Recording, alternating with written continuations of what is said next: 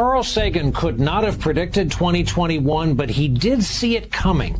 He wrote the following back in 1995, and we quote, "I have a foreboding of an America in my children's or grandchildren's time when the United States is a service and information economy, when nearly all the manufacturing industries have slipped away to other countries, when awesome technological powers are in the hands of a very few, and no one representing the public interest can even grasp the issues, when the people have lost the ability to set their own agendas or knowledgeably question those in authority, when, clutching our crystals and nervously consulting our horoscopes, our critical faculties in decline, unable to distinguish between what feels good and what's true, we slide almost without noticing back into superstition and darkness. The dumbing down of America is most evident in the slow decay of substantive content in the enormously influential media, the 30-second sound bites now down to 10 seconds or less, lowest common denominator programming, credulous presentations on pseudoscience and superstition, but especially a kind of celebration of ignorance." Roll that around for a while. Those were among his final published words. He died 10 months later. Here we are 25 years later, realizing just what he was trying to tell us back then. Ashton Forbes, you know, that super jacked guy. Malaysian 370, contact Ho Chi Minh 120.9. Good night. Good night, Malaysian. Here we go. Breaking news tonight, a Malaysia Airlines flight with 239 people on board, including 4 Americans, has gone missing. Welcome. Even as these grainy satellite images released today by the Chinese government. Why shoot it down, though, if it's not hostile? Our technologies permit us to manipulate time and space. Why the Americans would? They leave distance annihilated. This country is very powerful. Far more powerful than people understand. We have weaponry that nobody has any idea what it is, and it is the most powerful weapons in the world. Not even close. I remembered the line from the Hindu scripture, the Bhagavad Gita.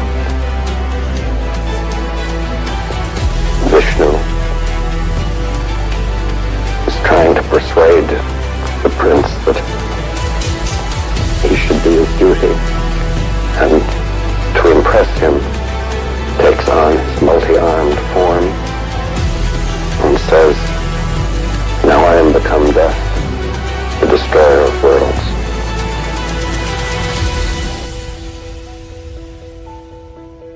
I suppose we all thought that, one way or another.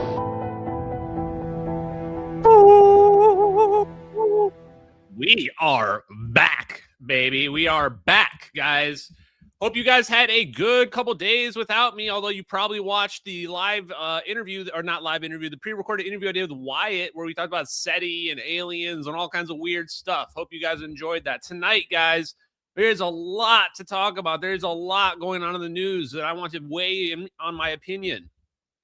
And also, I hope you guys appreciate, oh, look at my new drip. Ooh, look at these glasses. I'm wearing them just because I got them, and otherwise I'd never wear them. So I want people to appreciate these dope glasses. Thank you very much for appreciating them. Now, let's get to the real talk. First of all, obviously, I got to bring up the situation in Minnesota, the tragic event. It is tragic, no matter which side of the situation you are on politically, where a woman lost her life to an ICE officer. It happened in my backyard. In fact, maybe to prove to you that I am from this region, I will go there tomorrow and record myself at the site and see if any blue-haired people rip me shred to shred, or limb. But here's the situation on this. We're not going to talk about it too long. I'm just going to leave it like this. I'm right about everything, and I called this situation months ago. When the whole situation was happening in Portland and Chicago, I even did whole live streams talking about the rioting and all how these caravans are following ICE around.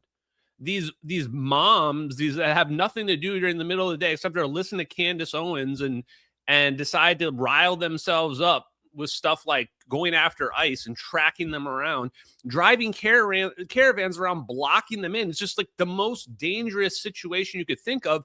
I would never have thought that people would even do that. And it's so similar to terrorist activities that you see in the movies that it's almost comical. Almost comical. Straight up out of Mogadishu, blocking the roads with our cars sideways for an ambush kind of stuff going on. So here's my opinion on this. Stop blocking the roads. This is not a game that we're playing here. This is real life. This is real life, and you don't get any resets. There's no do-overs. I think that people have completely lost touch with reality, and their like Reddit personas have become their real personas in the real world. And this has to stop. And it's not going to stop where ICE stops doing their jobs. That's never going to happen. They're federal officers performing legal duties. Nothing they're doing is illegal. Like, they're following their orders to do their jobs. I get it. You don't like that they're removing illegal people from this country. This is the other thing too that I want to point out. ICE is removing illegal citizens from this country. They're not removing legal citizens. This shouldn't really be controversial whatsoever. Every country removes people that are not supposed to be there. They get them out, except for us for some reason. And then when we try, we have liberal white women basically just risking themselves, for lack of a better term. I don't have a good way to put it. Risking themselves. If you don't know what that means, look up WoW jargon, to prevent it from happening. So just stop doing it. I don't think anybody should have to lose their lives, but it just gotta stop. Okay, that's enough of that. I don't even really want to talk about that much more. I do have one more political statement I want to make here, though. And then we're going to get into some more fun stuff, chat. Dan Bongino. Been very interesting to see him come back. He has been attacking what I have been referring to as the woke right. Specifically, he's been attacking Dave Smith really hard last couple of days. And I want to say straight off the bat, I support Dan Bongino. And it's not because I'm paid off, not because it's 7K. It's not because, I should be against him because the government has been covering up what happened to MH370. But when I listen to Dan Bongino, I can tell right away that he's an honest guy. Within just seconds, I can tell that he's an honest guy. And the other thing I know is that the public doesn't understand how government works. Government is built in a way where nothing can possibly get done. And if they have secrets, they're set up in a way where they're compartmentalized, where if somebody were an outsider were to come in, they're not just going to be able to get access to them. That's how they've been able to keep the secrets for as long as they have been. So people had these expectations of Dan Bongino that he's going to go in there and he's going to capture all the pedophiles and he's going to release the Epstein list, which hasn't even been established to exist. And then when he went in there and he found out that Epstein really did end his own life, they were mad at him because he wasn't telling them what they wanted to hear. So I respect him because he's a guy that, and I'm going to predict this, he's going to come out and he's going to explain when he does his first podcast, all of the red tape and complexity that goes on with government and the FBI. And why it's difficult to just do the things that podcasters demand that they think that you can just, wave a magic wand and make occur. And he's also going to point out all the things that he did do that he was able to accomplish. Because change is extremely difficult. And the reason why I'm saying this isn't just because I want to say I support Dan Bongino because he follows me. But it's also just because I want people to understand that my own perspective, maybe your perspective, will evolve as you learn about the true level of technology that the United States government has. We are operating on a completely different playing field than the rest of the world is. And I don't think anybody has realized that this is the case until relatively recently. And I think a lot of people have been in disbelief about this, that we know that the military is more advanced, but there's been people saying we don't have hypersonics. Guys, we don't have hypersonics? What are you talking about? United States is at hypersonic since the 60s. Like, they're saying, oh, we would lose in a war to Russia or China. Are you out of your mind? Are you actually out of your mind? So it's very important, in my opinion, that the United States did what they did to Venezuela, because that was us establishing, this was doing what Trump and Marco Rubio and others have been saying, which is that we are going to leverage our technologies and our capabilities to advance United States interests abroad, specifically in trade, anything that we need, national security.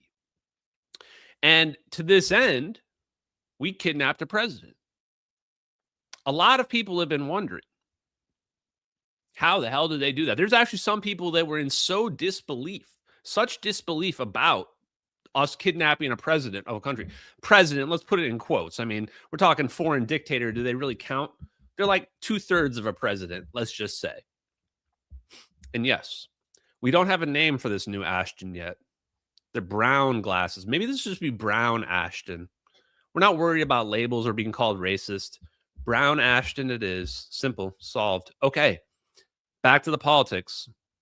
So people were wondering, they were saying, oh, this is a false flag. There's no way that these 8 helicopters could have just flown directly into the capital city of Venezuela without anybody getting shot or hurt or anything like that, which is what the reports are saying. And I think the United States government would say if somebody got hurt or killed or something like that, because it's kind of hard to hide. So out comes a new report today. And this is secondhand, so take it how you will. But I found a couple different sources that are referencing the same report, where a Venezuelan soldier comes out and says this was not a normal attack. They were not using what they would call conventional weapons. They had drones that nobody had seen before. They said they were using sonic weapons that were causing their ears and noses to bleed, that would immobilize them, that anybody that tried to shoot back, that was just brave enough to shoot back, that they would just get completely annihilated, vaporized, disintegrated. They're just done. GG. That basically 20 dudes rolled up in 8 helicopters, kidnapped a president, took out over 100 soldiers. Over 100 soldiers, and got out of there with the president with no injuries. That's straight up out of Call of Duty shit. That's more impressive than a video game to me. I mean, that's just wow. So let's listen to that. I've got it up here. I've got 2 different interpretations from that same report. Because I just thought this was wild. It seems to be going kind of viral right now. Let's see. Here we go. This is one of the guys that was protecting Maduro has spoken, and you got to hear what he said. It's in Spanish, but I'll translate. Also, Trump announced that, the cartels, they're going after him in Mexico. The whole vibe of Latin America has changed because of what happened in Venezuela. And now that we're getting first-hand accounts from people that were there, the soldier says they didn't hear him coming. He says the Americans had technology superior to anything they've ever seen. Everything that they were using for radar, for anything, was completely taken offline. They had drones, and the drones were taking out bases and taking out things faster. They didn't have no technology. They've never had to fight against drones. He also talks about that there was only 8 helicopters. There was only 20 men that were sent in. And those 20 men killed hundreds of their men. And none of those soldiers were injured. He talks about it felt like they were firing 300 rounds a minute. I think he probably means per second, because just for the record, 300 rounds a minute is not a lot. Ever seen. Nothing that they can compete with. And then he also talks to the fact that the Americans had some kind of sonic shock boom that was sent out, and everybody immediately started bleeding profusely out of their nose. They couldn't even gather themselves because whatever was sent at them made them fall to their knees and vomit blood out of their mouth and out of their noses. They were incapacitated immediately. He says he never wants to go through that again. Doesn't want to have to fight with the Americans again. He's sending warnings to everybody out there that you think you can fight the Americans. You don't even know what their weaponry is like and what they're capable of. 20 men took out hundreds, and that's starting to spread all through Latin America. And now they're not saying, if you want me, come and get me anymore. They're like, oh shit. Especially after Trump says, hey, Mexico, you're on the list too. Oh, that is crazy. For the record, I voted for this. Are you kidding? This gets me up to half-mast. We're almost maybe 3/4 of the way full here. Holy smacks. That is, I don't really know how to put it into words. I just feel this sense of straight up patriotism when I hear that. You're telling me we got weapons that are just straight up demoralizing enemies to the point where they don't even want to fight back anymore? Hell yeah. Why aren't we doing this before? I mean, I'm just sitting here wondering, like, is this the greatest administration ever? Certainly in my lifetime. No doubt. Best sec war, best Secretary of State ever, best president ever. Honestly, J.D. Vance might be the weak link. He might be the weak link in this entire administration. We're just breaking out sonic weapons, causing people's eyes and ears to bleed, causing them to be immobilized and be like, I'm done. I'm done. I'm done. I'm like, oh, I hear this. I saw a meme I'm going to recreate. I hear this and I'm just like, my autistic self's like, oh, aura. Oh my God. So much aura coming from that. I'm still trying to process it all.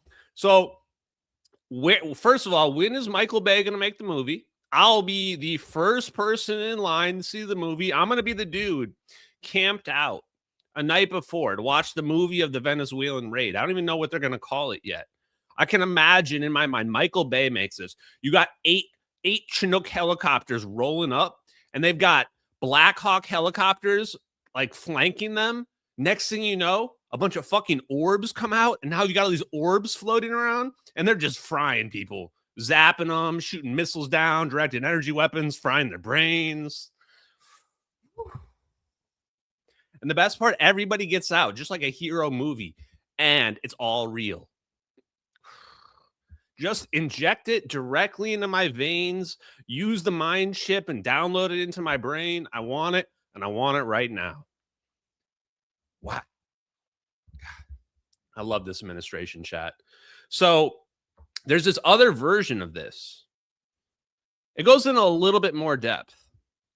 Let me pull that part up because, you know, it just kind of shows you that this was the reason why this seems like this is just some guy is that he's translated this from, is it Portuguese, right? That they speak. Here we go. Here's the other version. Portuguese and Spanish are pretty similar. What they are telling you is absolutely true. Here we go. Folks, pay attention to this audio from a Chavista in Caracas who experienced... Honestly, even if this is a duplicate, I just want to listen to it again. It just got me so excited. ...the attack this past January 3rd. Listen. Well, I want you to know what they are telling you is absolutely true. Understand? If they're going to do all of that, well, what choice do we have? I'll send you a video. You can draw your own conclusions. Mr. Nobleto Rodriguez, we surrender. We have no option. Look, they have more technology, much more weaponry. We're not prepared. Here today, people were returning their rifles that they voluntarily handed in. People want nothing to do with it. People don't want to fight. People don't want to... it was quite ugly what happened in Caracas. But si warrior neutralized, all the force we had to respond failed. No, they shut down the entire electrical system, took out the radars, took out all the iglas. People were scared. Only one person grabbed an igla, and when he fired it, a drone immediately detected him, and well, they died. They killed them all with one single bomb. Here on January 23rd, one guy here tried to be a tough guy. He shot that crap. He took him out, and the drone soon returned and dropped a bomb. Well, it blew up half of this area. There are many dead, many people burned, many people injured. And I'll send you a video. There are around 100 dead, around 100 military dead. They threatened that the next ones, that was just 8 helicopters, only 8 helicopters, they said. And it was true because there were only 8 helicopters and 20 men. 20 men who killed to 300 men. I mean, 32 taken out in one single devastating blow, more than a few presidential figures, a handful of civilians, and there were only 20 of them. But the weaponry they possessed, man, these were weapons, my buddies tell me, that could fire over 300 rounds, man, per minute. They were weapons that those guys were also too quick. This is just honestly, I'm just gaining aura just from being near it and absorbing the energy as a fellow American that talks about advanced technology. Because what's important about this is it goes to show that we're right about the United States has technology that like the rest of the world doesn't understand. We actually spoke about this exact technology that they're describing here, where they're talking about immobilizing the people, making their eyes bleed, all this crazy shit. I was actually recently talking about it. In fact, I got the video ready to go here for y'all. Here we go. Ooh. Pentagon scientists have finished testing on an early weapon that can make laser plasma balls talk.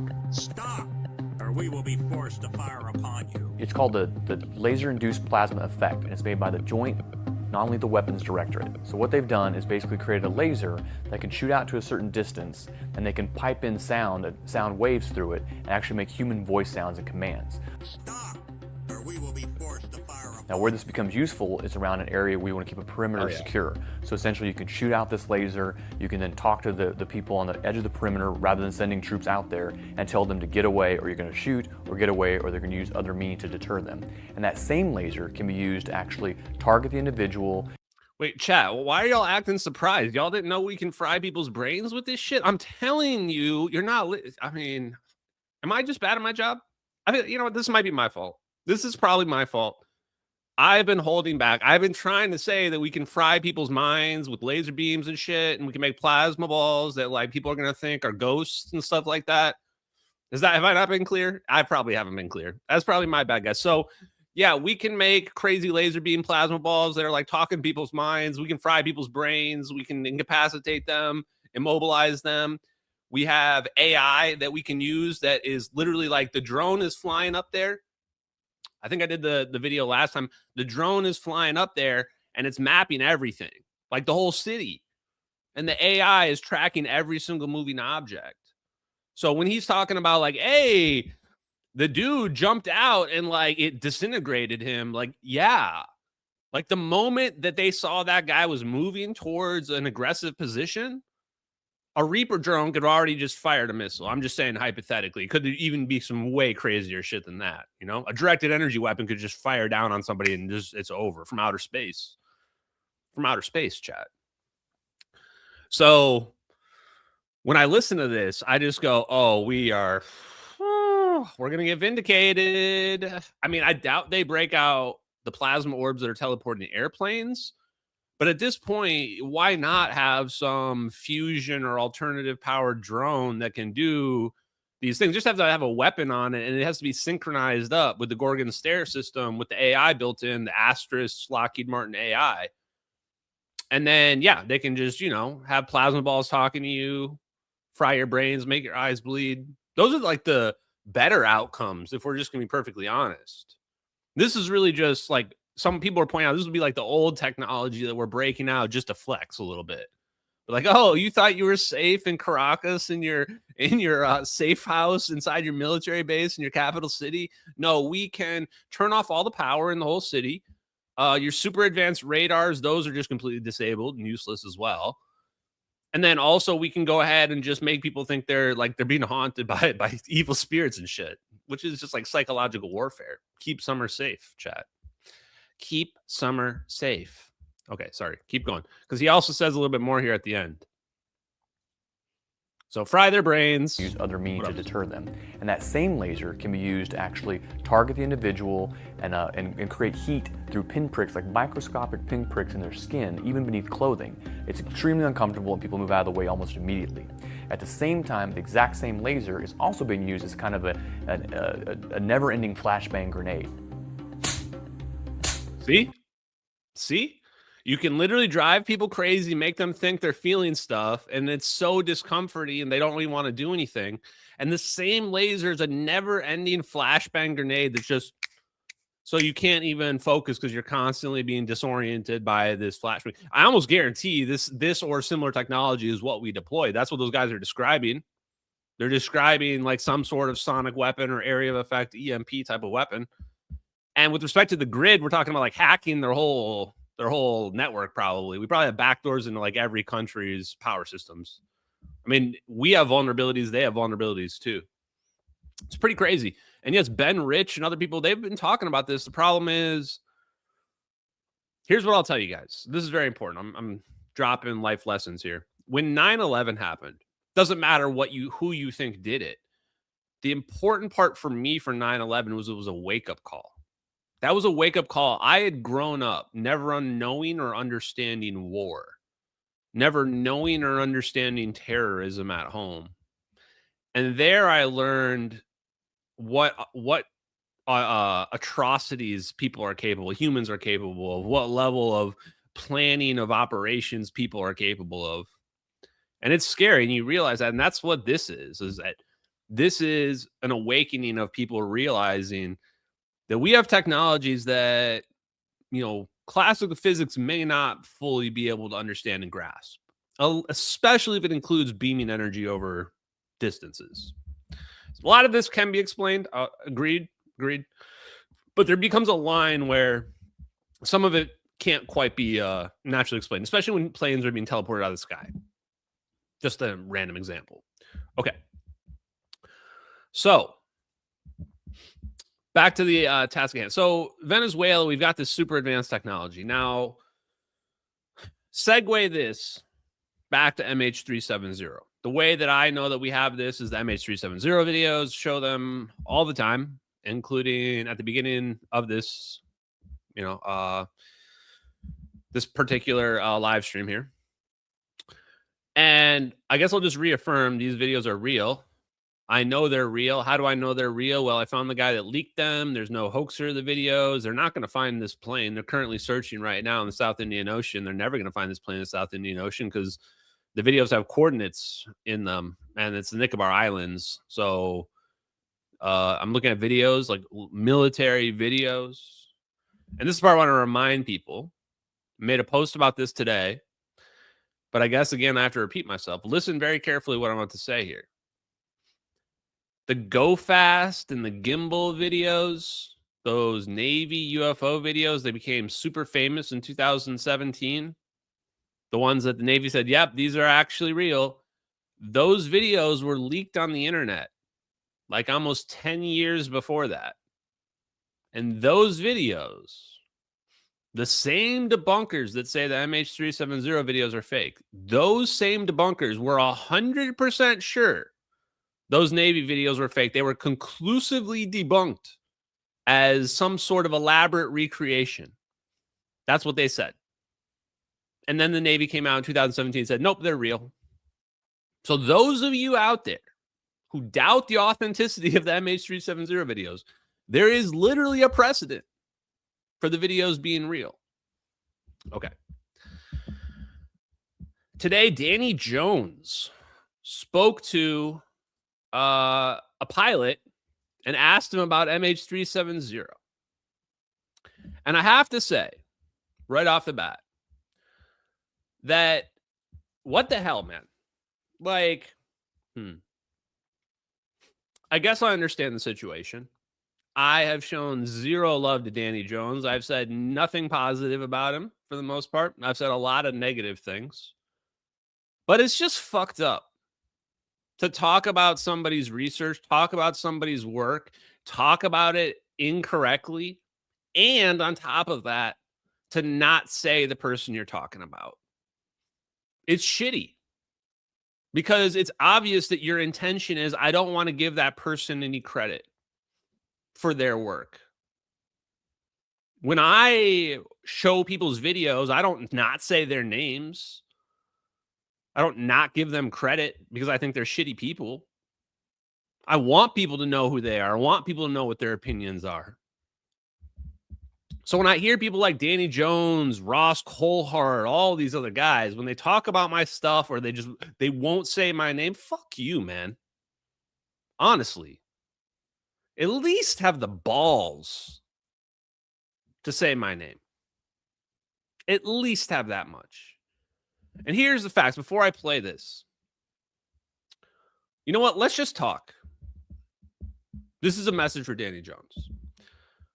Let's just talk again. Let's just think about the sides of this. First of all, I will give this concession. I will be chill in our conversation.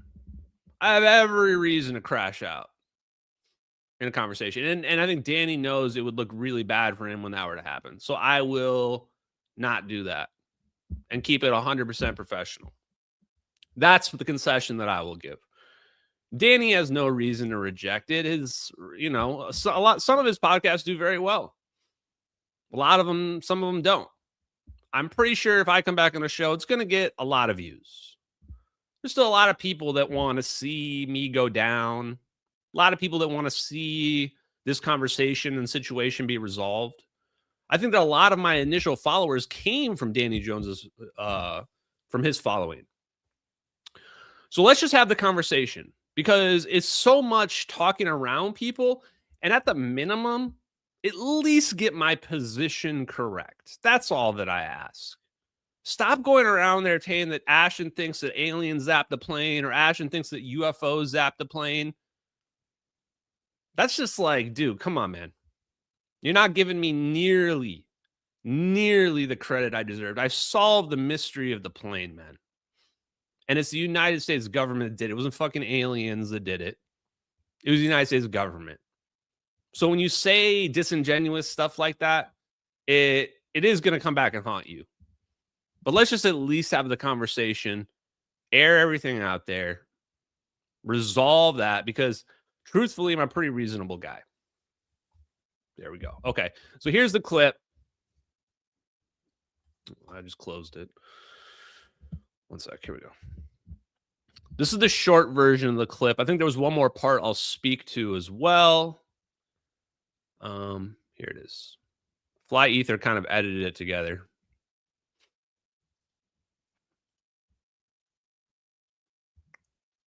Take on the MH370 airplane that disappeared, the Malaysian Airlines. Yeah, that's an interesting one because that's one of the craziest ones to me. It is. All the theories came out right away. Somebody stole the airplane. They're going to turn it into a bomb.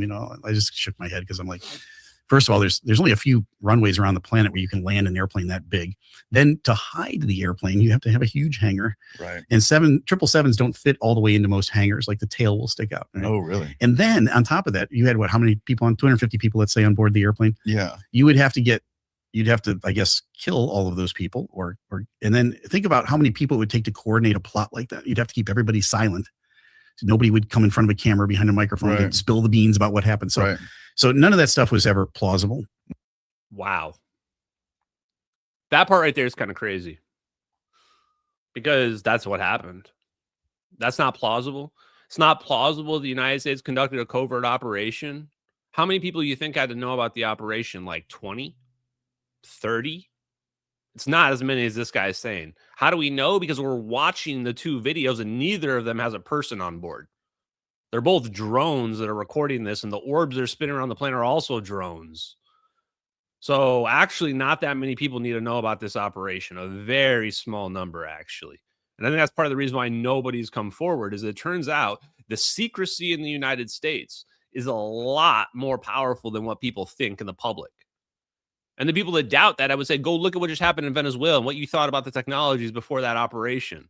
Did you think that we can make people's ears bleed and make people immobilize and demoralize them to the level they're turning in their guns in their capital city? No, you didn't think that. And here I am telling you it again. They can keep secrets like this. This is how they do covert operations. We don't hear about them because they use very small number of people. They use special forces that are never going to talk. And to the point about the people on the plane, everybody asked me, well, what do you think happened to the people on the plane? I think they're dead. Why? Because they're not talking. They're not going to CNN going, hey, man, I'm, what what's his face? James Wood, or what? Sorry, not what was the guy's? God, I remember. Philip Wood. I'm Philip Wood, and I was the guy that was supposed to be on that plane. Nobody's doing that, so they're either in witness protection or they're dead, right? And most of them were Chinese. So if China wants to do something, they could take care of them. Or the simplest explanation is that they died because there was a fire on board the plane. I'm going to get to that in a second.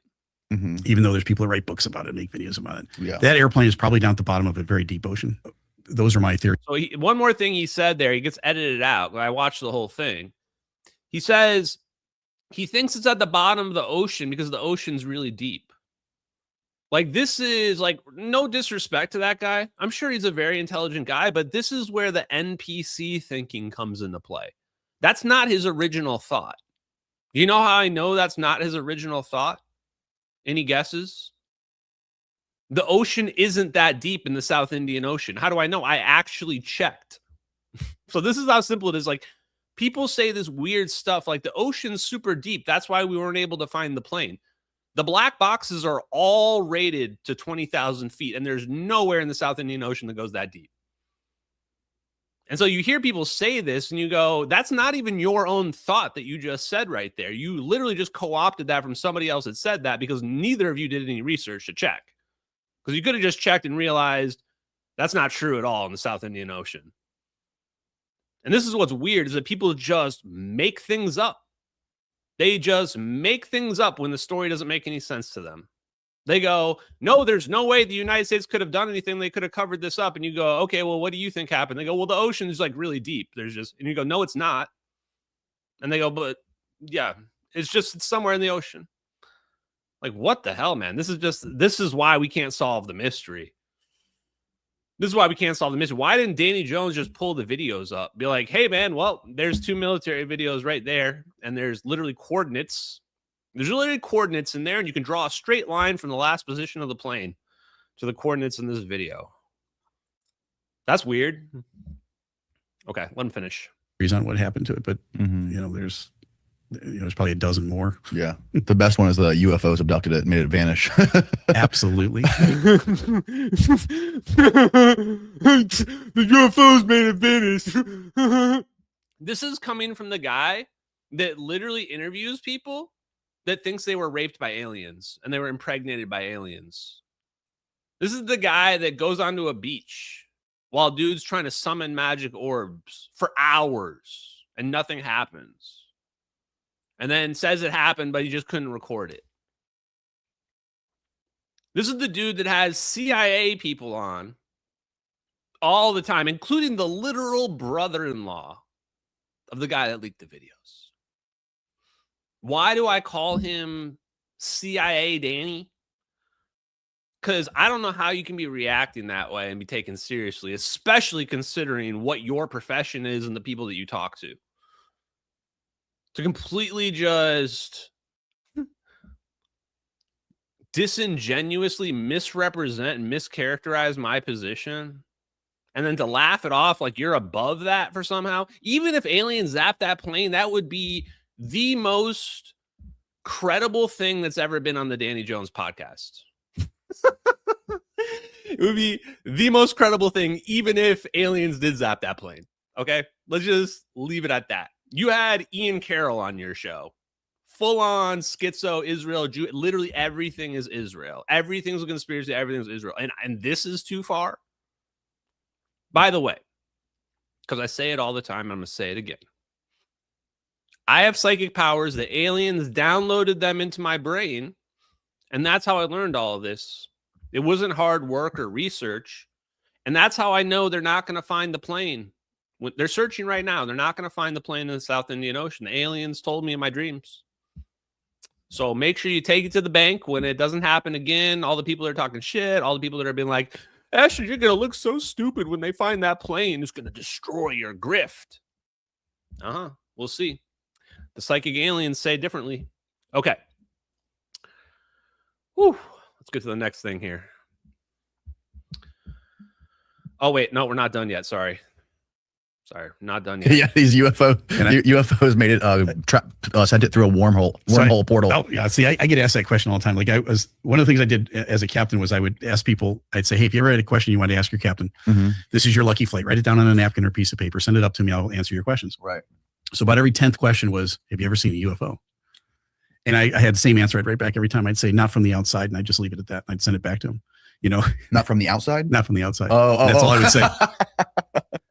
The orbs and the explosions to me are not obviously fake. I think those look just as legitimate and as any of those videos that the Pentagon has released. Just to be clear, I agree. That's very nice of you, Danny. Oh, okay.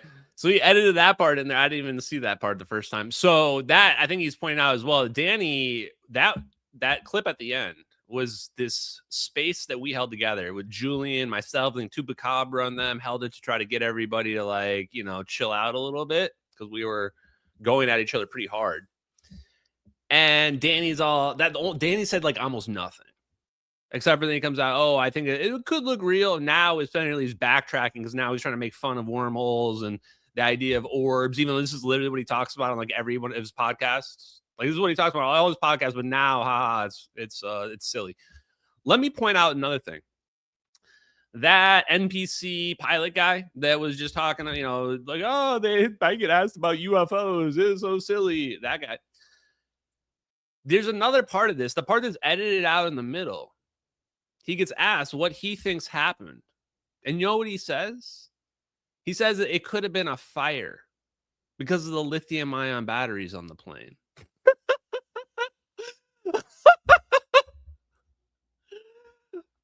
I just go, boy, I wonder what Danny was thinking. I wonder what was going on in Danny's mind when the guy said that. Because, oh, look, that's literally my theory. Literally my theory is that it could have been, and they talk about it for like a minute. They talk about how it could have been a ghost flight, that the fire took everybody out and then the plane was flying by itself. And I go, you're so close. You're so close. Well, I'm like, why are you not showing him the videos? I'm going, wait a minute. I'm like, we have videos. You can see the smoke coming out of the plane.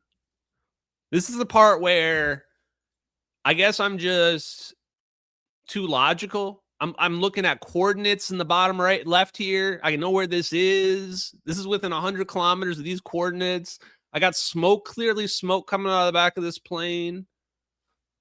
Plane's super low, and you're just going, how are people ignoring this? It's not like I made these videos. You would have to like literally make these videos knowing all the evidence that's out there, because all the evidence points to that's what's going on. So this guy says, oh, it was a fire. It could have been a fire on board the plane. I'm going, I think you're close, but you missed one thing. Yes, there was a fire on the plane. And yes, the fire probably took everybody out. But before that plane hit the water, some orbs did some magic dancey shit to it. And then they made it disappear.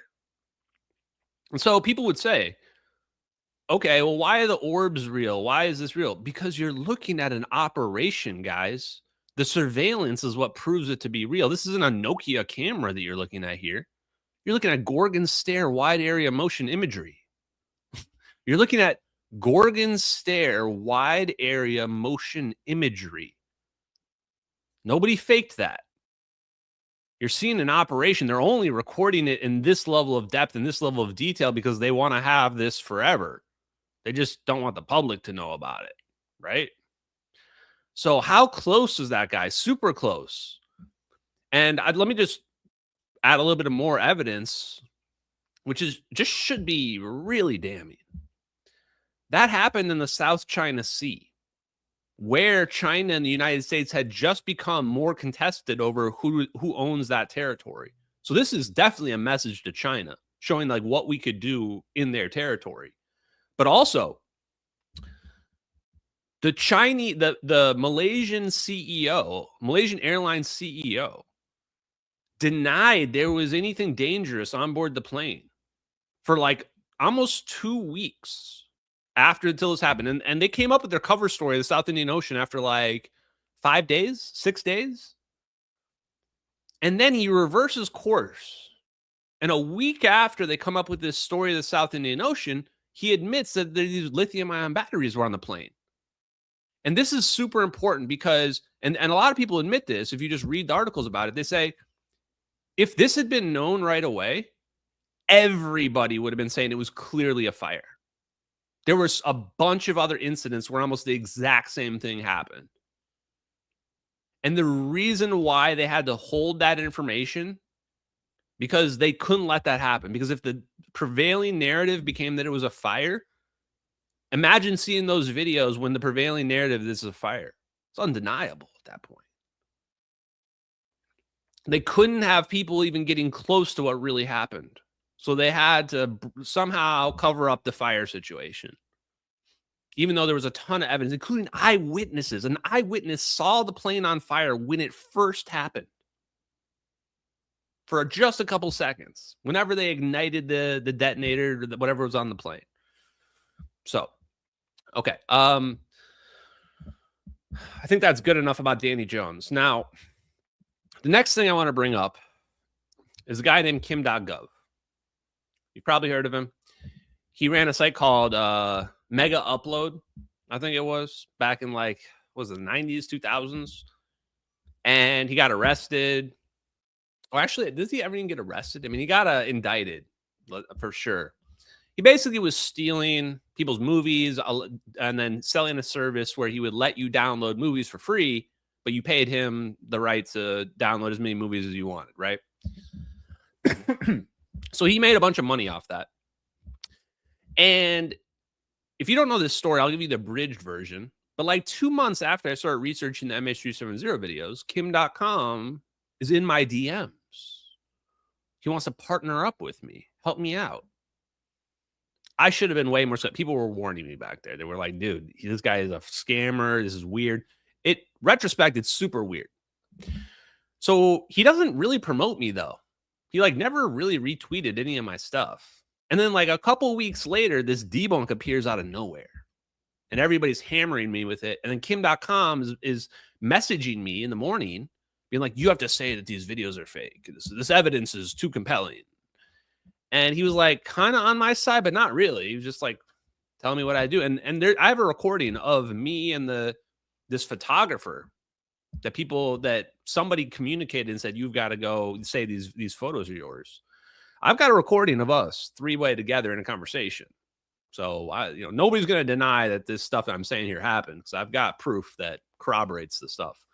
So I don't trust him because he flips on me. And now it's like, no, these videos are totally fake. And I'm trying to be like, I don't know, man. Let's wait a second. Pump the brakes. Nope. And so then I researched him a little bit.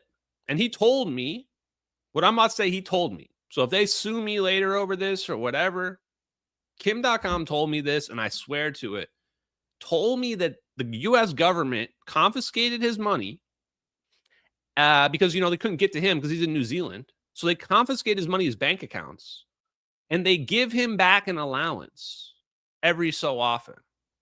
I'm sure there's some legal thing that's like, we can take your money, but if we don't, follow through on the charges, blah, blah, or it could just be a straight pay for play situation where as long as you do whatever we say, we'll give you an allowance of money.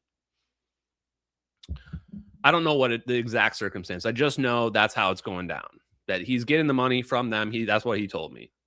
And just to know what kind of snake this guy is, he was like trying to offer me a job in his like legal defense against the government.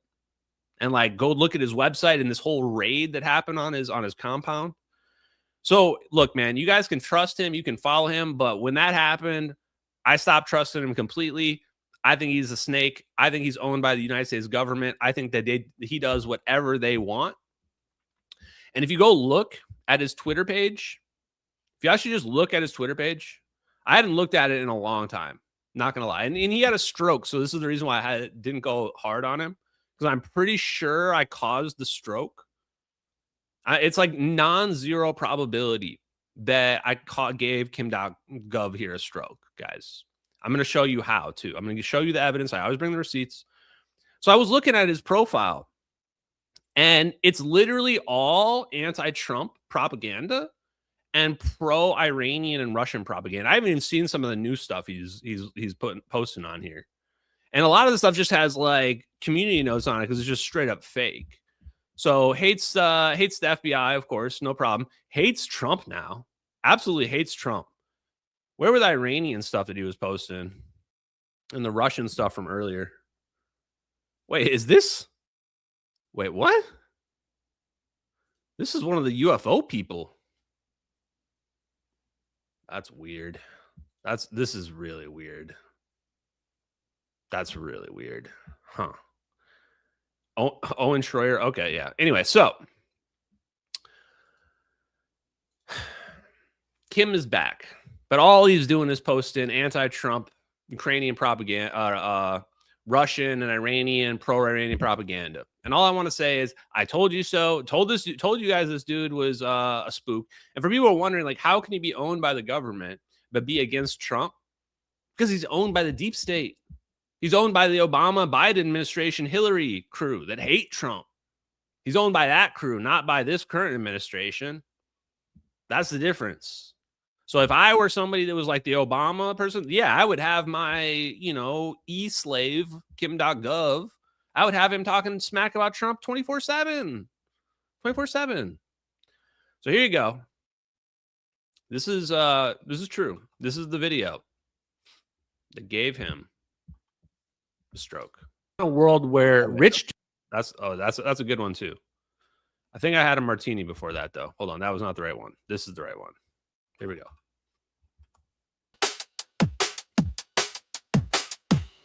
DIMC pockets and Holly from the USA. The government came and took it all away.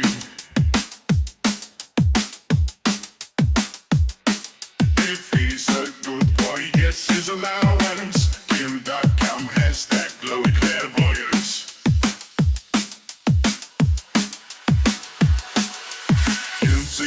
Why do you glow so hard?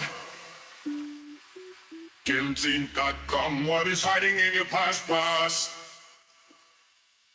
Kimdotgov stole from Hollywood, insider trading and embezzlement sting. Now he's on Twitter calling scammers with the only thing. The FBI left him a G-string. But when the glow's called him, he shed a tear. Now he's calling other people scammers out of fear.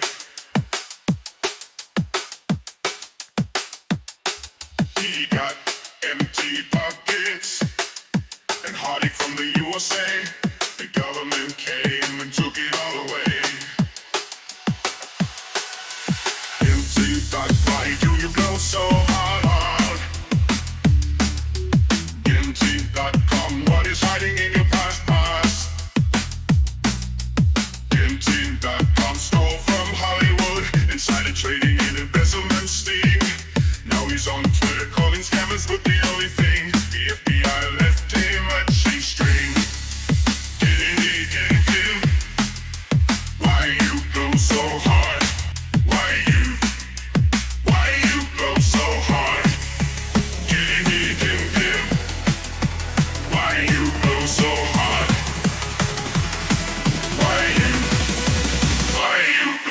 hard? Why you go so hard? Blow so hard. Why you go so hard? Why you go so hard? That has no reason, no business being that big of a banger. That is, I only break it out for rare occasions, guys. Only break it out for rare occasions. Kimdotgov, why do you glow so hard? That is probably the only question that anyone should ask. Dude is visible. Dude is visible from the moon. Glows that hard. Okay, people are upset that we're talking too much about Kimdotgov. Let's talk science. Okay, this is what you've all been wondering. Moving into crypto. Going to become a crypto expert here. Crypto and stock expert. DJT and the Tri-Alpha Energy merger had major news this week. So if you were doubting, and a lot of people are doubting, by the way, turns out there's a lot of libtards that are short selling DJT because they don't believe in science. Big true. Big true. They do not believe in science and fusion. So they're all short selling fusion because they hate technology. They hate science, progress. That's the main reasons.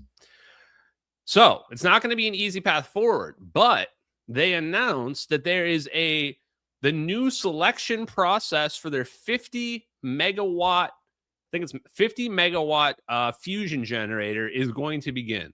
So what does this mean? This means that essentially they are saying we have the capability to build a fusion reactor right now. We've got the prototypes. We've got all the test data. We just need to find like a city, municipality that is willing to let us build this there and possibly get some subsidies. And in exchange, you get a fusion reactor in your city. You get some jobs, you know, a lot of benefits. In fact, if I want my state to have it, but I live in Minnesota. We're backwoods savages out here. Fusion? You think we're getting fusion in Minnesota? We can't even listen to federal officers. Our roads are beat to hell. It's freezing out here. It just sucks in general. We're not getting any fusion reactors here. Maybe we'll get one in Space Juice City, Alabama. You know? So the selection process has begun. And this is the big reason why Tri-Alpha wanted to merge with DJT. Now, let me admit something here. This is very important because I know that there are intelligent stock people listening. They're going, how does Ashton know about any of this stuff? Why does he know about this stuff? Or does he even know? I know that Donald J. Trump stock, the Trump Media and Technology Group, was basically a penny stock before this. It was a meme stock.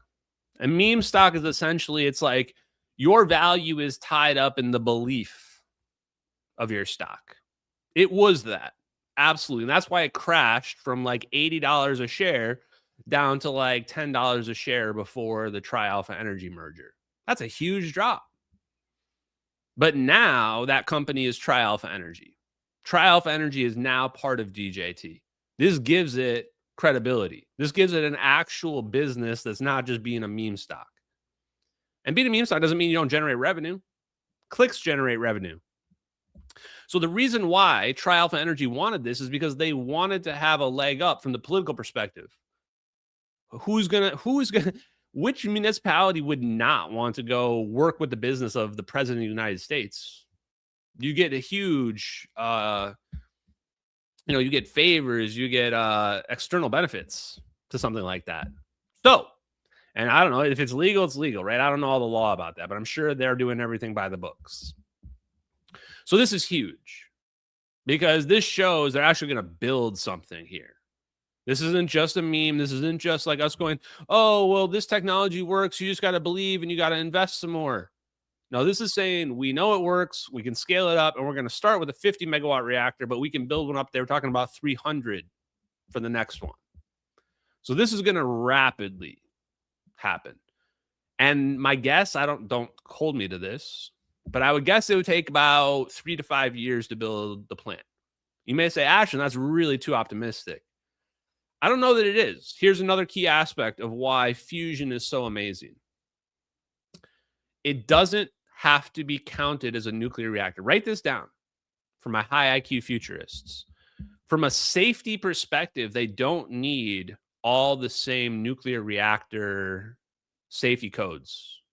This is something that David Kirkley and others spoke about, which is that these fusion reactors, especially if it's Aneutronic, doesn't release significant radiation. Safe to be around.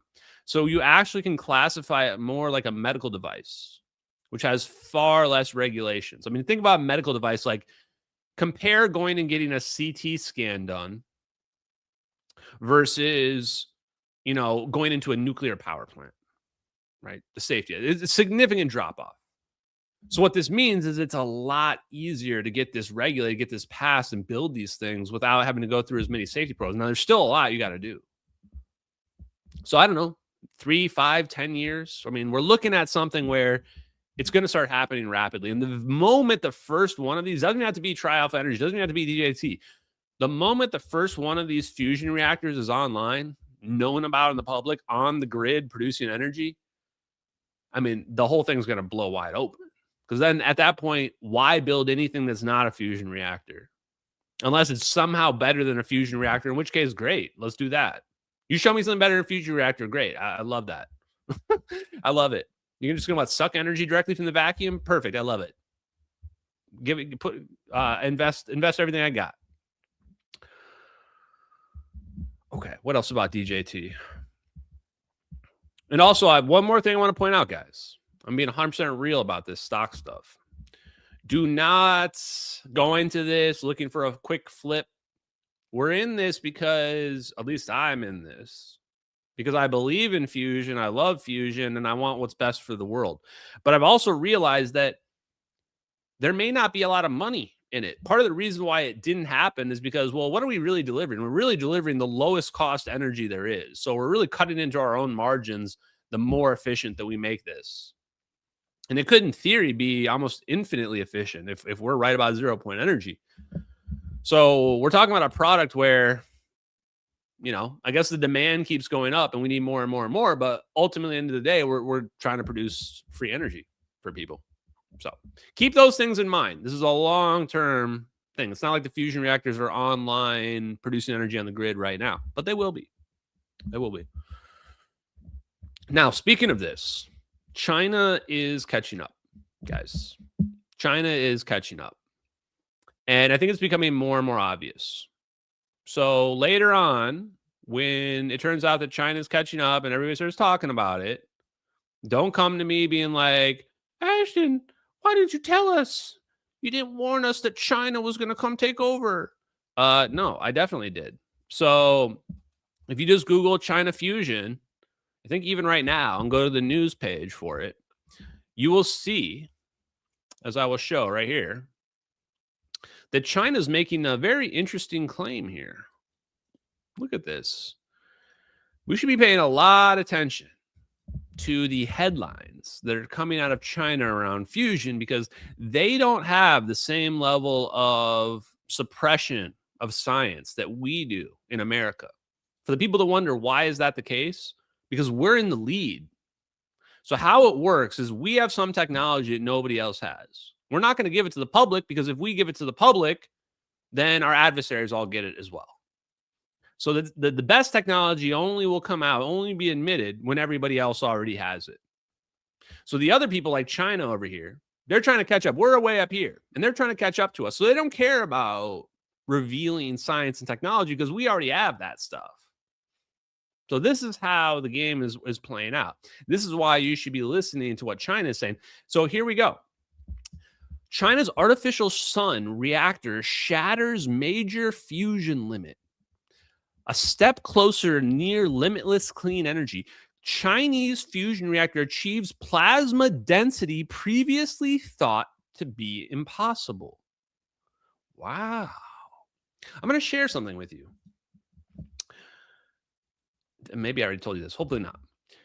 But I've been wondering about what level of plasma density is actually going to be required to get this fusion process thing to work. I mean, what we're trying to do is we're trying to make this negative voltage potential well, and we want our ions to just all collapse into it like a little sun. And we're going to do that through magnetic fields using these toroidal donuts configured geometrically around it. So we're going to do all that. But how dense does that, how thick does that plasma have to be for that to work? So I asked, so actually I didn't even ask. Salvatore Pais sent me an email after we talked about this last week, after I was wondering about this on live stream. So he clearly watches. And he said 10 to the 23 meters per meter cubed. Something per meter cubed. Oh, electrons per meter cubed or something like that. 10 to the 23. Very big number. So I look it up, and it turns out that that's even higher than like the high threshold that Google or Grok or AI would have expected a dense plasma to be. And this is important because the scientists, the engineers that we have exposed, George Miley, David Froning, Paul Murad, Franklin Mead, Robert M.L. Baker, All of these guys that have been working on this stuff, they wrote a paper. Many of them wrote a paper together called the Dense Plasma Focus. And they said this dense plasma focus fusion reactor can produce gigawatts of excess energy, advanced beam energy weapons, and says specifically calls out gravity devices. So yes, dense plasma is very interesting. So what does this say? Previously thought it was impossible. Okay. So they have their own tokamak East. And before we say, oh, well, it's a tokamak, but keep in mind, I don't care. You can use tokamaks to do research. They're just never going to produce fusion that's going to be on the grid, in my opinion, at least not any significant amounts. So they say they were able to achieve plasma density far higher than previous limits. So because in fusion, you want things to be closer and closer together, the more you can pack stuff in, the better. But because things are positives are naturally repel one another, this becomes very difficult. You would think that, okay, because two positives or two negatives will repel, there should be some theoretical limit where you can only pack so much in there because there's going to be these repulsive forces that will cause things to repel and rip apart. That was the reason why this limit was theoretical. They would say, well, in theory, the forces should rip this stuff apart. They were wrong. And how weird is this? Because it turns out that the whole secret of plasmoid research turned into something called condensed charge research. This is what they called it when the military, the Pentagon, took control of it in the early 90s. Ken Shoulders and Hal Puthoff took this idea of plasmoids and they saw condensed charge. They saw charges that were clustered together that should basically break their understanding of physics. Because again, negatives should be repelling. So how are all these clustering together? How are they achieving this? That's the same exact idea and concept of what was just mentioned here in this paper, in this article. This idea of, well, how is this plasma getting as dense as this when it shouldn't be able to? Wow. That's a major breakthrough, because if that's true, now didn't we just unlock fusion? If the whole point is we have to achieve this certain density, plasma density, and now you're saying we can do that and we didn't think it was possible before. Aren't we saying now that we can do fusion? And are you telling me that the United States didn't know about this until just now? China is the first person to figure this out. The U.S. military had no idea, even though we have fusion bombs. We didn't know that we could break this limit. Do you really believe that? So that's why I think that this is important. Because China is coming out with these empirical results.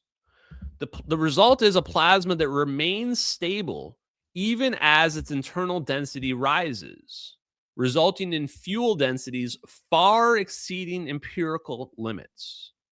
To me, this speaks directly to self-organization, directly to Ken Shoulders' research about EVOs, condensed charge physics, condensed plasma charge physics. Because again, people want to know, if you don't know what a plasma is, it's just a separation. You take your hydrogen atom, it's got its nucleus here, its ion, you separate the electron from it. Now you've created your plasma. That's it. So if you were able to separate that electron and cluster them up over here, and take these ions and theoretically cluster them up over here, you might be able to cause fusion to happen. Honk, honk. Okay. Now, just thinking here. What other fusion did I want to talk about? I found something on that front. I think we're going to go more into this next week. But let me show you this. Oh, yeah, here's the dense plasma focus, by the way. I did reread the dense plasma focus paper over the last few days. Here it is. So if you don't know what I'm talking about, you think I'm making that up or something, everything I talk about is generally scientific papers. Propulsion and power generation capabilities for a dense plasma focus fusion system for future military aerospace vehicles. There's Franklin Mead. There's George Miley. There's David Froning right there. Down here, you'll see time distorting devices. They actually changed it. So it generates power for cloaking and shielding devices and gravity or time distorting devices. Right there, right in the scientific paper. Boom. Aneutronic fusion orbs can manipulate time and space. There you have it. Okay. Let me show you something cooler than that, though. I got something cooler than that. I found this. So George Miley, one of those scientists that was working on this fusion for them, there was a clip that was going around of him talking during the 1989 congressional hearings about cold fusion. And it was really boring. They honestly just like avoid it. And they're all like, they're basically fence sitters before fence sitting was even a word on the internet. Like, I'm just going to sit the fence and say, like, these guys were good. I don't know what happened here. I didn't do it, but it could have been real. Maybe, fence sitting. Look at what I found. George Miley, 2006, advances in dense plasma focus, R&D for space power and propulsion. So how did I find this? Basically, I was going through the dense plasma focus, and I saw that George Miley presented about dense plasma focus in 2007. And so I was like, I want to find that presentation, and it's not easy to find. And so instead I found this one, which is maybe connected to it. Like, it might be a different version of the same presentation. I'm not entirely sure, to be honest with you guys. And it's pretty amazing. You can see Franklin Mead is mentioned right in this first slide here.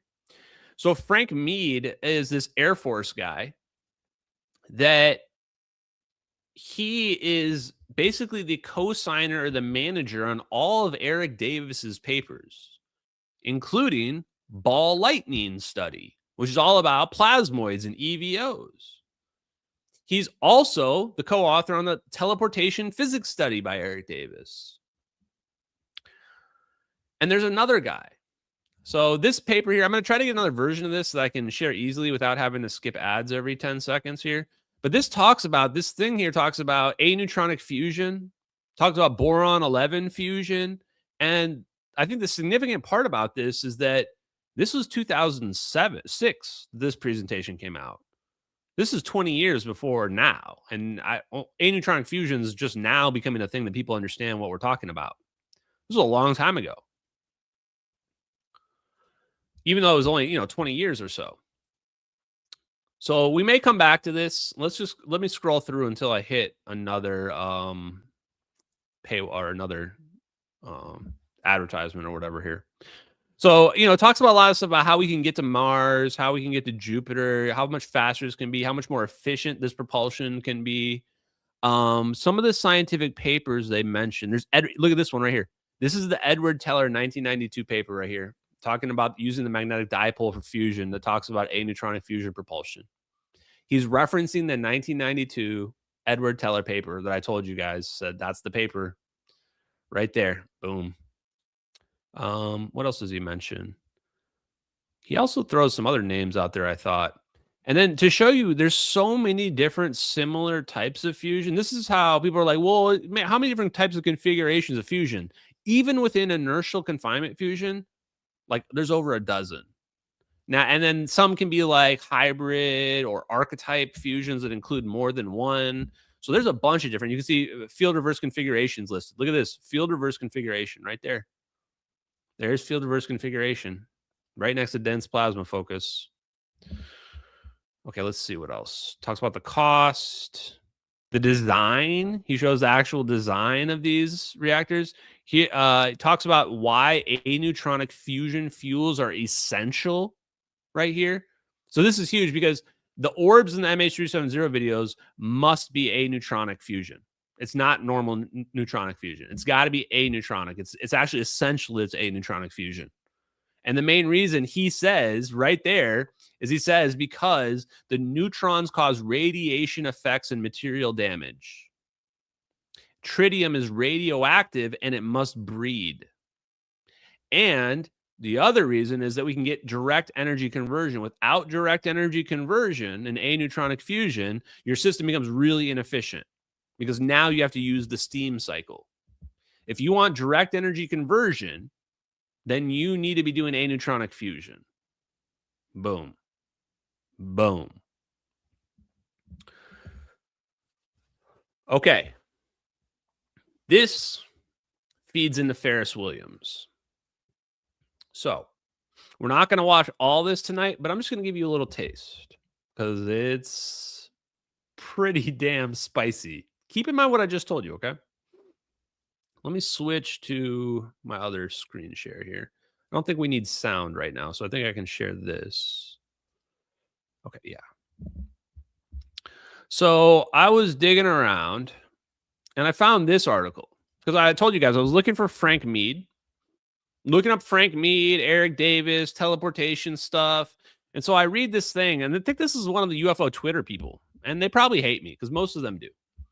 Talking about Kepler Aerospace, which, by the way, Kepler Aerospace has announced they're going to build a fusion reactor, commercial fusion reactor.